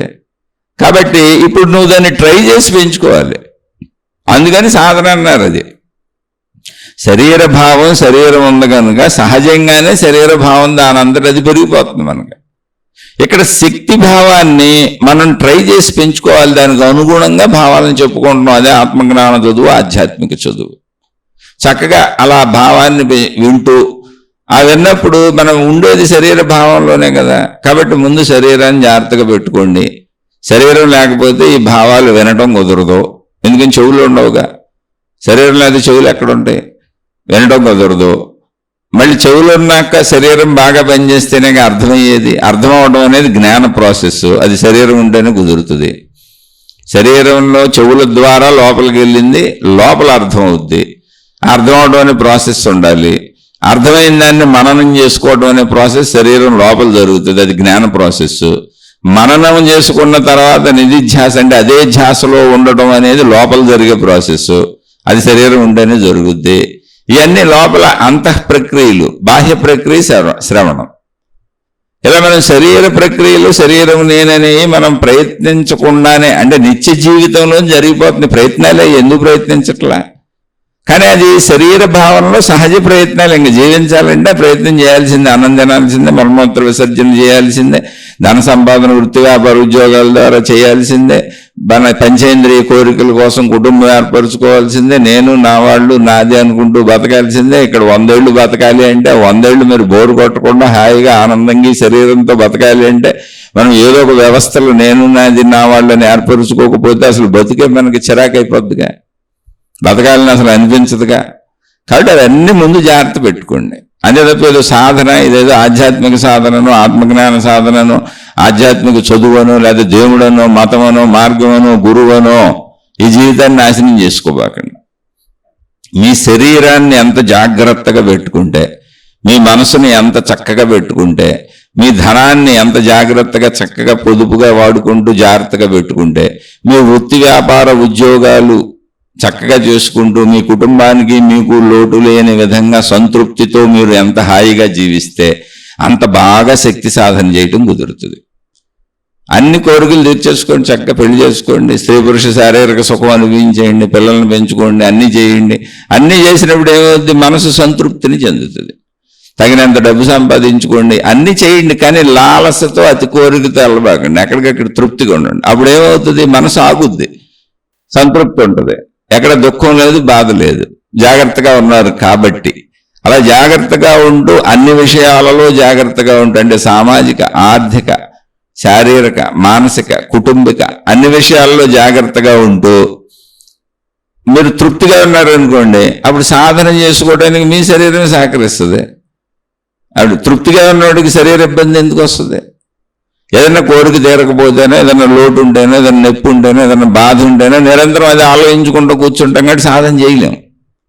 అందుకని జ్ఞానాన్ని వింటూ భౌతికపరమైనటువంటి అవసరాలన్నీ అవసరమైనంత సమకూర్చుకొని అతి అవసరాలకి, అతి దుఃఖాలకి, అతి కోరికలకి, అత్యాశలకి, దురాశలకి వెళ్ళిపోకుండా తృప్తి పడిపోతూ శరీరాన్ని ఆరోగ్యంగా ఉంచుకొని, మనసును ఆరోగ్యంగా ఉంచుకొని, కుటుంబాన్ని చక్కగా సంతోషంగా ఉంచుకొని హాయిగా ఒక అరగంట, గంట, 2 గంటలు మీ వీలును బట్టి మీకు ఎంత టైం కుదురుతుంది అనే దాన్ని బట్టి చక్కగా మీరు సాధన చేసుకోండి. వినండి, ముందు వినండి, కొన్నాళ్ళు బాగా అర్థమయ్యే వరకు వినండి, వింటూ ఉండండి. ఆ వింటూ ఉండి అర్థమవుతున్న వాటిలో ఏదైనా అర్థం కాని సందేహాలు వస్తానే ఉంటాయి. ఎందుకని పరిమిత శరీర భావన మనం తెలుసుకుంటుంది శక్తి భావన, అనంతాత్మశక్తి భావన. కాబట్టి ఆ సందేహాలను మళ్ళీ తీర్చుకుంటూ ఉండండి. వింటాం, సందేహాలు తీర్చుకోవటం, వింటాం, సందేహాలు తీర్చుకోవటం, విన్నదాన్ని పదే పదే మననం చేసుకోవటం, మళ్ళీ ఎప్పటికప్పుడు సందేహాలు తీర్చుకోవటం. అయితే ఈ వినటం కానీ, సందేహాలు తీర్చుకోవటం కానీ, అర్థం చేసుకోవటం కానీ, ఈ గ్రహింపు విధానం ఎలా ఉండాలి? సత్యముగా ఉండాలి, నమ్మకంగా కాదు. మీలో మీకు అది ప్రస్ఫుటంగా కనపడాలి, అర్థమాలి. ఇప్పుడు సముద్రము పోల్చి చెప్పాను మీకు. సముద్రము ఉందిగా, అక్కడ సముద్రం అనేది ఒకటి ఉంటుంది, ఇలా ఉంటుంది, నమ్మండి అని నేను చెప్పట్లేదుగా, అక్కడ ఉంది. అది నీరు ఆవిరవ్వటము అది జరుగుతూనే ఉంటుందిగా. మన ఇంట్లో మనం టీ కాస్తున్నా కూడా రోజు నీరు ఆవిరవుద్ది, అన్నం వండుతున్నా కూడా రోజు నీరు ఆవిరవుద్ది, కుక్కర్లోంచి బియ్యమని కోతలు వచ్చేది ఆవిరే. అలా ఆవిరవ్వటం తెలుసుగా. మేఘాలు కనపడతానే ఉన్నాయిగా, ఆ వర్షపు చినుకులు కురవటం కనపడతానే ఉందిగా. మళ్ళీ అదంతా నేల మీద పడి అదన్నీ ప్రవహించుకుంటూ కాలువలు, చెరువులు, నదులు అవటం కనపడతానే ఉందిగా. నదులన్నీ వెళ్ళి సముద్రంలో కలవటం కనపడతానే ఉందిగా. కనపడుతున్న ఉదాహరణ చెప్పాగా. అలాగే మీ మానసిక స్థితులు, మన శరీర అంతర్గత స్థితులు చెబుతున్నా కూడా అవన్నీ మీకు అర్థమవుతూ మీలో ఉన్నవే చెప్పాలి. అలాగే ఆకాశ శరీరం అని చెప్పాను అన్నప్పుడు ఆకాశం అక్కడ ఉందిగా, వాయువు అక్కడ ఉందిగా, సూర్యుడు అక్కడ ఉన్నాడుగా, వెలుగు అక్కడ ఉందిగా, నీరు అక్కడ ఉందిగా, భూమి అక్కడ ఉందిగా. అది లేనిదాన్ని ఏది నమ్మమని చెప్పకూడదు, అది ఊహ అయిపోద్ది. సత్యం అంటేది అలా. జ్ఞానం ఎప్పుడు సత్య దృష్టిలో అర్థం అవ్వాలి, సత్యమైన ఉన్నవాటితో అర్థం అవ్వాలి.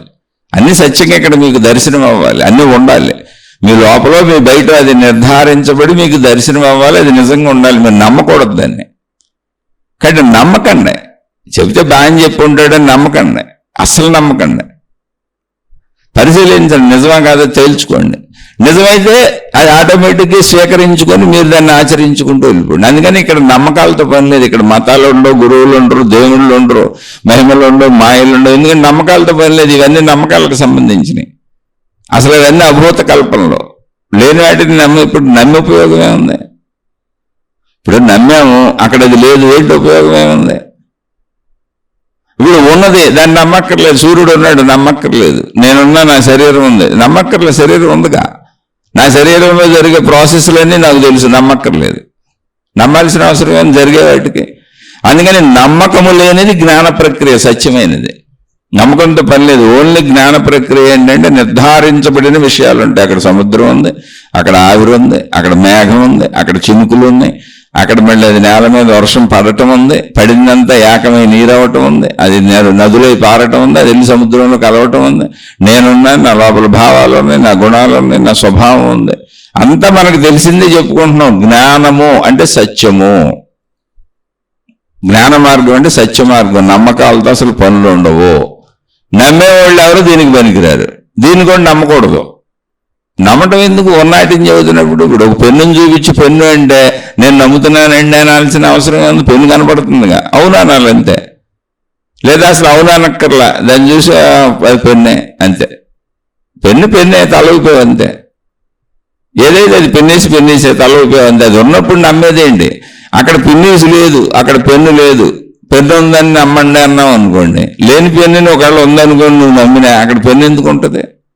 ఆ పెన్నుతో ఎలా రాయగలవు? ఆ పిన్నిసిని ఎలా ఉపయోగించుకోగలవు? అలాగే నీకు కనపడని, నీకు వినపడని దేవుళ్ళు, దేవతలు, మతాలు, మార్గాలు, విధానాలు, మహిమలు, మాయలు, అద్భుతాలు ఎవరెవరో ఉన్నాయని చెబుతూ నమ్మండి అంటే నువ్వు ఆ గ్రంథాలు సంకలో పెట్టుకు తిరిగితే నీకేం ఉపయోగం? అది లేనిది కదా అక్కడ. నేను వాటిని విమర్శించట్లా. చాలా శీర్షికలు చెప్పాను. అవన్నీ ఎందుకు వచ్చినాయి అంటే శక్తి అనేది అర్థం చేసుకోవడం అంత తేలికైన విషయం కాదు. ఇప్పుడు ఆకాశము శక్తి శరీరము అన్నాను, ఎవ్వడికి అర్థం కాదు. కొన్ని వేల లక్షల సార్లు ఆత్మజ్ఞాన విషయాలు శీర్షికలు విని విని విని విని ఉన్న వాళ్ళకి కొంచెం అది అర్థమయ్యే అవకాశం ఉంటుంది. లేదా అసలు అర్థమే కాదు. అసలు శక్తి ఎవరికి అర్థం కాదు. అర్థమైతే అసలు ఎంత గొడవే ఉంది? అది కనపడి చావదు. కనపడినప్పుడు ఎలా అర్థమవుద్ది? అందుకని నీకు అర్థమయ్యేలా రూపధారణ కల్పించారు. కల్పనది. కల్పనని నమ్ముతానంటావేంటి? అది కల్పనని తెలుసుకొని దాంట్లో శక్తికి వచ్చాయి. నాకు అర్థం అవటం కోసం ఒక దేవుడి రూపం, ఒక దేవత రూపంతో శక్తిని నాకు అర్థమయ్యే విధంగా రూపాలు తయారు చేశారు. ఆ తయారు చేసిన రూపాలు నిజం కాదు, శక్తి నిజము. అందుకే దేవుళ్ళు దేవతలు శక్తి స్వరూపులని చెబుతున్నారు. ఆ శక్తి స్వరూపులని ఎందుకు చెబుతారు?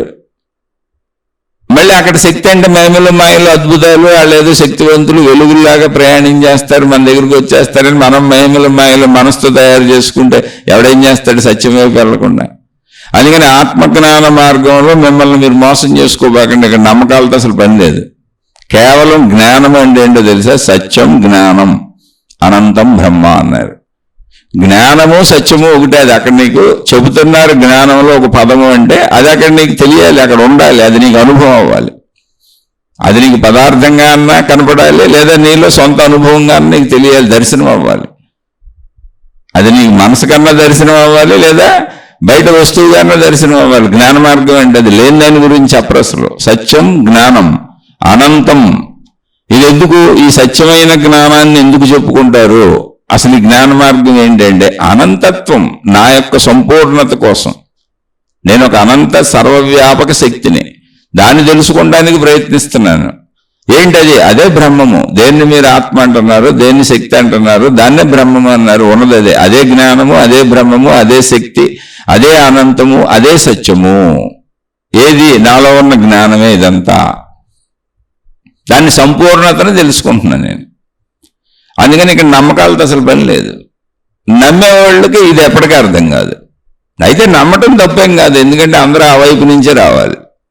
ఎందుకంటే శక్తి అర్థం కానప్పుడు అందరం ఆ వైపు నుంచి వచ్చిన వాళ్ళగా నేను కూడా ఆ వైపు నుంచే వచ్చా. కానీ నేను మతం దగ్గర, మార్గం దగ్గర, దేవుడి దగ్గర, దేవత దగ్గర, గురువు దగ్గర, మాతాజీ దగ్గర, మహిమల దగ్గర, మాయల దగ్గర, అద్భుతాల దగ్గర ఆగిపోలేదు. అన్నీ విన్నాను, అన్నీ చూశాను. నాకు దొరికినంత వరకు విన్నాను, చూశాను, ఆ మార్గంలోనే ప్రయాణించుకుంటూ వచ్చాను. కానీ నేను శక్తి వరకు వచ్చేసాను, ఎక్కడ ఆగిపోలేదు. అవన్నీ శక్తికి దారి చూపిస్తున్నాయి. కానీ ఎక్కడ ఎవరైతే మహిమలు మాయలు అని పెట్టుకుంటారో వాళ్ళు ఎందుకు పెట్టుకుంటారు? మహిమలు మాయలు అద్భుతాలు అసలు ఎందుకు చెబుతారు? మహిమలు మాయలు అద్భుతాలు మనుషులు ఎందుకు పట్టుకుంటారంటే కోరికల వలన, భయము చేత. రక్షణ కావాలి. ఇప్పుడు మరణ భయం ఒకటి ఉంది, అనారోగ్య భయం ఉంది, ఆర్థిక భయం ఉంది, కుటుంబక భయం ఉంది, సామాజిక భయం ఉంది, అన్ని రకాల భయాలు ఉన్నాయి. ఈ భయాల నుంచి రక్షణ కావాలి. నన్ను ఏదో అతీత శక్తి రక్షిస్తుంది, ఆ దేవుడు రక్షిస్తాడు, ఆ దేవత రక్షిస్తుంది అని ఈ మతాల వాళ్ళు చెప్పడం మొదలెట్టేశారు. ఎందుకంటే మనిషిలో భయము బలహీనత ఉంది. కానీ అవి ఏర్పాటు చేసింది ఎందుకు?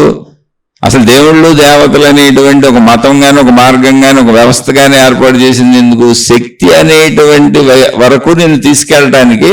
నీకు అర్థం అవటం లేదు కాబట్టి నీకు అర్థమయ్యే రీతిలో కొద్ది కొద్దిగా చెప్పుకుంటూ తీసుకెళ్దాం, శక్తి అర్థమయ్యేలా చేద్దామని చేసే ప్రయత్నాన్ని ఆశాపరులు, అత్యాశాపరులు, భయస్థులు, పిరికి వాళ్ళు రక్షణ వ్యవస్థ కింద కోరుకుంటే, మోసగాళ్ళు, మోసగత్తులు వీళ్ళు ఎలాగో కోరుకుంటున్నారు కదా, ఆ పేరుతో వాళ్ళని మోసం చేసి డబ్బులు గుంజుకోవచ్చు అని దాన్ని అలా తయారు చేశారు. అందుకే మీరు చూడండి, అందరూ డబ్బులు అడుగుతారు మిమ్మల్ని. ఏ మతమైనా, ఏ మార్గమైనా, ఏ దేవుడైనా మిమ్మల్ని డబ్బులు, మీ సేవలు అడగని వాళ్ళు ఎవరో.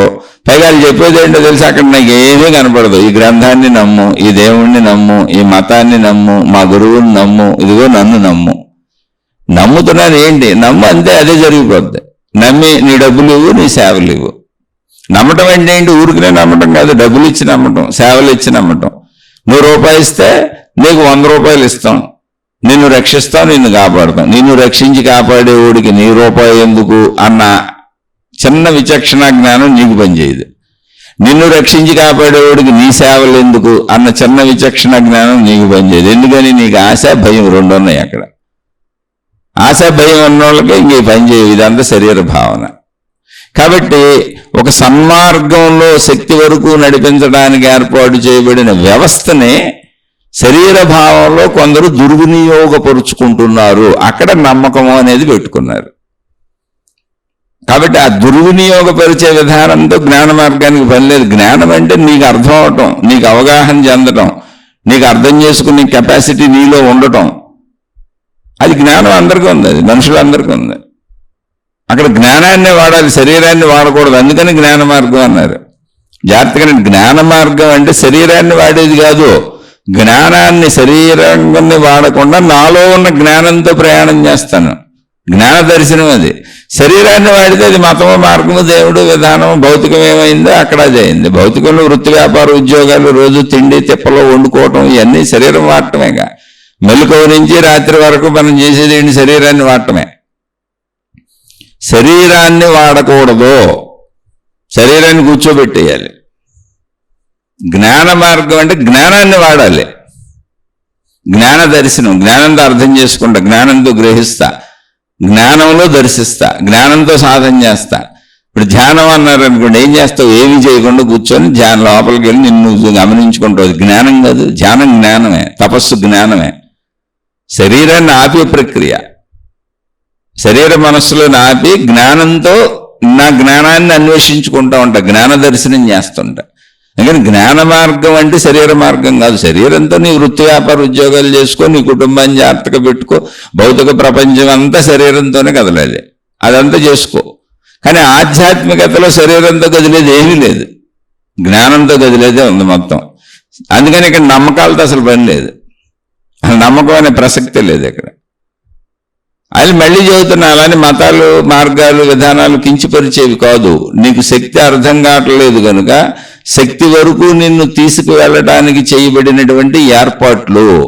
ఆ ఏర్పాట్లలో దేవుడు, దేవత అనే వ్యవస్థలు వచ్చేటప్పటికి మన మించిన శక్తి, ఏదో అతీతమైన శక్తి ఉందని భయస్థులు, పెరిగి వాళ్ళందరూ కూడా జ్ఞానాన్ని ఉపయోగించకుండా మమ్మల్ని రక్షించి మమ్మల్ని కాపాడని ఆ శక్తికి అంటపట్టడం మొదలు పెట్టేశారు. సరే, వీళ్ళు ఎలాగో వెనకబడుతున్నారు కదా, మనకు కూడా ఎలాగో డబ్బు, మనుషులు, సేవలు ఇవన్నీ అవసరమే కదా, కీర్తి ప్రతిష్టలు, గుర్తింపు ఇవన్నీ కోరుకుంటాం కదా అని సహజ మానవ లక్షణాలు ఉన్నోళ్ళు వాటిని ప్రోత్సహించి మేము రక్షించేస్తాం, మేము కాపాడేస్తాం, ఆ దేవుళ్ళు మాకు తెలుసు, ఆ దేవతలు మాకు తెలుసు అని కొత్త స్టోరీలు మొదలెట్టారు. ఇదంతా కేవలము కల్పనాత్మకత. కాబట్టి జ్ఞాన మార్గంలో చక్కగా నిన్ను తెలుసుకో, శరీరాన్ని జాగ్రత్తగా ఉంచుకో, నీ కుటుంబాన్ని జాగ్రత్తగా ఉంచుకో, మోసపోకుండా ఉండడం, ఇవన్నీ నీ బాధ్యతలే. ఇవన్నీ నీ బాధ్యతలే. నిన్ను రక్షించేవాడు ఎవడు ఉండడు ఇక్కడ. రక్షించేవాడు ఉంటే అసలు మనుషులు ఇన్ని శిక్షలకు ఎందుకు గురవుతారండి? ఎవరిని ఆడే రక్షించుకోవాలి. నువ్వు సరిగ్గా తినకపోతే అనారోగ్యం వస్తుంది, నీ ఇష్టం వచ్చినట్టు బతికితే, అనేక రకాల తప్పులు చేసుకుంటూ బతికితే వాడికి శిక్షలు వస్తాయి. అవన్నీ పడాల్సిందే. కాబట్టి జాగ్రత్తగా ఉండు, మనసు జాగ్రత్తగా పెట్టుకో, శరీరం జాగ్రత్తగా పెట్టుకో, నీ డబ్బు జాగ్రత్తగా పెట్టుకో, నీ కుటుంబ సభ్యులను జాగ్రత్తగా పెట్టుకో, మొత్తం నీ కుటుంబాన్ని నువ్వు కాచి కాపాడుకో, నిన్ను నువ్వు కాచి కాపాడుకో, హ్యాపీగా ఉండు. ఆ హ్యాపీనెస్లోంచి సంతృప్తి పొంది సాధనలోకి వెళ్ళు, జ్ఞానంలోకి వెళ్ళు. శరీరంతో నువ్వు చచ్చినట్టే చచ్చే వరకు బతకాల్సిందే. అలా బ్రతుకుతూ చనిపోయే లోపల నీ అనంతత్వాన్ని తెలుసుకో. అది ప్రశ్న వరకు అయితే శరీరంలోంచి పోయేదేమీ లేదు. కణజాలం అందకపోవటం వలన, ముఖ్యమైన శరీర అవయవాలు పనిచేయటం ఆగిపోవటం వలన శరీరానికి మరణం అనేది సంభవించింది. ప్రాణం రావటం లేదు, పోవటం లేదు. మొత్తం సృష్టి అంతా వ్యాపించి ఉన్నది ప్రాణశక్తి. దాన్ని ఆత్మశక్తి అంటారు. ప్రాణశక్తి అని ఎందుకు అన్నారంటే, నేను ఒక ప్రాణిని, నేను ఒక జీవిని అని పరిమిత భావనలో మనం భావించుకొని, మనకు భిన్నంగా అనేక ప్రాణులు ఉన్నాయి, అనేక జీవులు ఉన్నాయి అని వేరు భావనలో అనుకుంటున్నాం కనుక, అనుకుంటున్న భావనలో ఉన్నటువంటి వాళ్ళకి వాళ్ళు అనుకుంటున్న భావనలోంచే వాళ్ళని నడిపించడానికి ఆ పదాలు వాడారు అంతే. మళ్ళీ అదే ప్రాణశక్తిని ఆత్మశక్తి అని ఎందుకు చెబుతారు? నీకు అర్థమయ్యే వరకు ప్రాణశక్తి అని చెప్పాం, నీకు అర్థమవుతుంది అన్నాక దాన్ని పేరు మార్చాం, ఆత్మశక్తి అని చెబుతున్నాం. అది మొత్తం ఒకటే అని నీకోసం కన్వీనియంట్గా తయారు చేసిన పదాలే. అందుకని జాగ్రత్తగా పదజాలాన్ని పట్టుకోకుండా స్థితులను అర్థం చేసుకొని మననం చేసుకుంటూ చక్కగా జ్ఞాన మార్గం ఇది. అంటే జ్ఞాన మార్గం అంటే ఏదో ప్రత్యేక మార్గం ఉందని కాదు. శరీరంతో ఇక్కడ పని ఉండదు. శరీరంతో నువ్వు బతకడం నీ సొంత పని. అది శరీరానికి ఏం పని ఉందో చేసుకో. నీ శరీర పనులతో అసలు ఎవరికి సంబంధం లేదు ఇక్కడ. జ్ఞాన మార్గం అంటే శక్తిని తెలుసుకునేది కేవలం జ్ఞానంతోనే, శరీరంతో కుదరదు. శరీరం ఉంటేనే తెలుసుకోగలవు, శరీరం ఉన్నంత వరకే తెలుసుకోగలవు, శరీరం మరణిస్తే తెలుసుకోలేవు. ఎందుకంటే శరీరము శక్తుల కలయికలోనే జ్ఞానం అవగాహనగా పనిచేస్తూ ఉంటుంది, అర్థమయ్యేలా పనిచేస్తూ ఉంటుంది. జ్ఞాన విస్తారతను పెంచుకోవచ్చు, అది శరీరం ఉన్నప్పుడే కుదురుతుంది. కాబట్టి శరీరాన్ని జాగ్రత్తగా చూసుకోవటం నీ ఇష్టం, అది భౌతికం. నీకు నచ్చినట్టుగా నీ జీవితాన్ని గడుపుకో.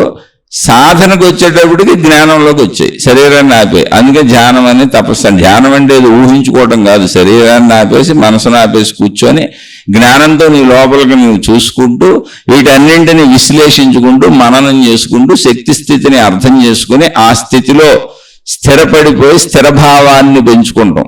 ఆ శక్తిని నేను అనే స్థిరభావాన్ని పెంచుకునే వరకు సాధన చేసుకుంటూ వచ్చిన సందేహాలన్నీ తీర్చుకుంటూ వెళ్ళు.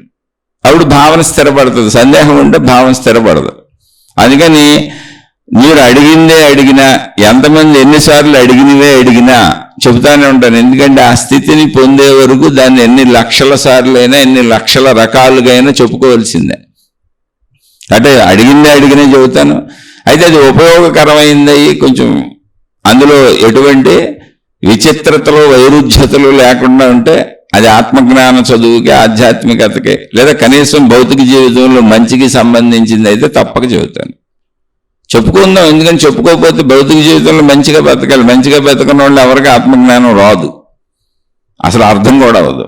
ఎందుకని మంచిగా బతకట్లేదంటే అర్థం ఏంటి? శరీర భావనలు అధికంగా ఉన్నారని, అధిక భావనలతో చెడులు చేస్తున్నారని. పూర్తిగా శరీర భావంలో చిక్కుకుపోయి చెడులు చేసే అంత ఇదిగా వెళ్ళిపోతున్న వాళ్ళకి ఇప్పుడు శక్తి అంటే ఏమి అర్థమవుతుంది? అర్థమవుతుంది, అసలు ఆత్మజ్ఞానమే అర్థమవుతుంది. కాబట్టి మీరు మంచిగా బతకాలి, మంచిలోకి రావాలి, మంచి జీవితం జీవించాలి. కేవలం మంచిగా బతికే వాళ్ళకి మాత్రమే ఆత్మజ్ఞానం అర్థమవుతుంది. ఒకవేళ ఎవరికైనా కొంచెం అర్థమైనట్టు అనిపించినా మీరు పూర్తిగా మంచిలోకి రాకుండా మీకు ఆత్మదర్శనం, ఆత్మానుభవం, ఆత్మసాక్షాత్కారం కలగవో. మీరు చెడును వదలకుండా ఆ మార్గంలో ముందుకు వెళ్ళలేరు. మీరు సంపూర్ణంగా జ్ఞానం అర్థం కాదు. ఊరికనే వినటం వల్ల కొంచెం అర్థమైనట్టు అనిపించవచ్చు తప్ప అనుభవానికి రాదు. సంపూర్ణంగా మంచిగా బతికే వాళ్ళకి మాత్రమే అది అనుభవంలోకి వస్తుంది. మళ్ళీ ఇందులో మాయ లేదు, మహిమ లేదు. అలా ఎందుకు అంటే సంపూర్ణంగా మంచిగా ఉండాలి అంటే సంపూర్ణంగా తన శరీరం మీద, తన ఇంద్రియాల మీద, తన మనసు మీద తనకు అదుపు ఉన్న వాళ్ళు మాత్రమే అలా మంచిగా ఉండగలుగుతారు. తనను తాను తృప్తిగా ఉంచుకోగలిగిన వాళ్ళు, అదుపున్న వాళ్ళు, తప్పులు చేయకుండా ఉండగలిగిన వాళ్ళు మాత్రమే అలా తమను తాము ఉంచుకోగలుగుతారు. అంత అదుపు వచ్చి మంచిగా ఉంటున్నారు కనుక మంచి సహజత్వం అయిపోయిన వాళ్ళకి ఎక్కువ కార్యకలాపాలు ఉండవు. బయటికి ప్రయాణించాలని అనిపించదు, తృప్తి పడిపోయి మంచిలో జీవిస్తూ ఉంటారు. కనుక ఆ తృప్తిలోంచి ఆత్మజ్ఞానానుభవం అర్థం అవటం, శక్తిలోకి వెళ్ళిపోవటం ఈజీగా ఉంటుంది. శరీర భావం తగ్గుతుంది కనుక. ఇది అక్కడ రహస్యాలు లేవు, ఏమి లేదు. జ్ఞానం అంటే చాలా క్రిస్టల్ క్లియర్గా అర్థమవుతుంది, నమ్మాల్సిన అవసరమే లేదు. కనుక అర్థమైన వాళ్ళు ఆచరించుకొని మీ జీవితంలో మీ శక్తి స్థితిని, శక్తి భావాన్ని పెంచుకునే ప్రయత్నం చేయండి. దానికి భౌతిక జీవితంలో శరీరంతో ప్రపంచంలో మంచిగా జీవించడం ఒక్కటే మార్గం. మీరు ఎంత మంచిగా జీవిస్తే మీకు అంత బాగా అర్థమవుద్ది, అంత త్వరగా మీరు శక్తి స్థితిని పొందగలుగుతారు, మీరైనా నేనైనా. అందుకని చెప్పుకుందాం, మంచిగా బతికే ప్రయత్నం చేద్దాం. ఇందులో సందేహాలు ఏమొచ్చినా తప్పకుండా తీర్చుకుంటూ వెళ్ళాలి. సందేహాలు ఉన్నప్పుడు జ్ఞానం ముందుకు నడవదు. కాబట్టి సందేహాలు తీర్చుకుంటూ ప్రయాణిద్దాం. అలా సందేహాలు వచ్చేవాళ్ళు ఏమైనా వస్తుంటే అడిగే ప్రయత్నం చేయండి. తప్పకుండా తెలిస్తే చెప్పుకునే ప్రయత్నం చేద్దాం. అసలు ఇది నచ్చలేదు, ఈ విధానం నాకు అర్థం కావట్లేదు, ఏదో గందరగోళంగా ఉందనేవాళ్ళు వినకండి. మీ మార్గం ఇది కాదు. మీకు నచ్చిన మార్గాల్లో మీరు హాయిగా సాగిపోండి. లేదు మా మార్గమే కరెక్ట్, అసలు ఈయన ఏదో చెబుతున్నాడు, తప్పు చెబుతున్నాడు, ఈయనకి నచ్చింది చెబుతున్నాడు అని అనుకునేవాళ్ళు మా మార్గం కరెక్ట్, మా మతం కరెక్ట్, మా గురువు కరెక్ట్, మా దేవుడు కరెక్ట్, మా పద్ధతి కరెక్ట్ అనుకునేవాళ్ళు నేను అతి సామాన్య మానవుణ్ణి, నాకు ఏ మాత్రమో ఎటువంటి ఆత్మానుభవం లేదు, ఆత్మ జ్ఞానానుభవం లేదు, ఈ చెప్పేటువంటి ఓకదంపుడు మాటలు తప్ప, ఈ వాచా వేదాంతము తప్ప విడిగా నాకు ఎటువంటి అనుభవం లేదు, ఆత్మసాక్షాత్కారం లేదు, ఆత్మజ్ఞానం లేదు. 35 ఏళ్ళకి ఇందులో పడి కొట్టుకుంటా ఆ పుస్తకాలు చదువుకొని ఆ మహాత్ములు చెప్పిన మాటలు విని ఊరికినే తిరిగి అప్పచెబుతున్నాను. కాబట్టి అంత సామాన్యుడని నేనే చెబుతున్నాను. అందుకని నా గురించి పెద్దగా పట్టించుకోకుండా మీ గురువులతో, మీ మతాలతో, మీ దేవుళ్ళతో, మీ మార్గాలతో, మీ మహిమలతో, మీ మాయలతో, మీ అద్భుతాలతో, మీ నమ్మకాలతో, మీ ఆచార సాంప్రదాయాలతో హాయిగా ముందుకు సాగిపోండి. ఆడేదో పిల్ల బచ్చాగాడని చక్కగా నన్ను వదిలేసి క్షమించి వదిలేయండి. ఆడొక అజ్ఞానం అనుకొని క్షమించి వదిలేయండి. శుభమస్తు. మీకు మీ కుటుంబ సభ్యులకు మేలు చేకూరుగాక. మరలా మరొక కొత్త శీర్షికతో కలుసుకుందాం.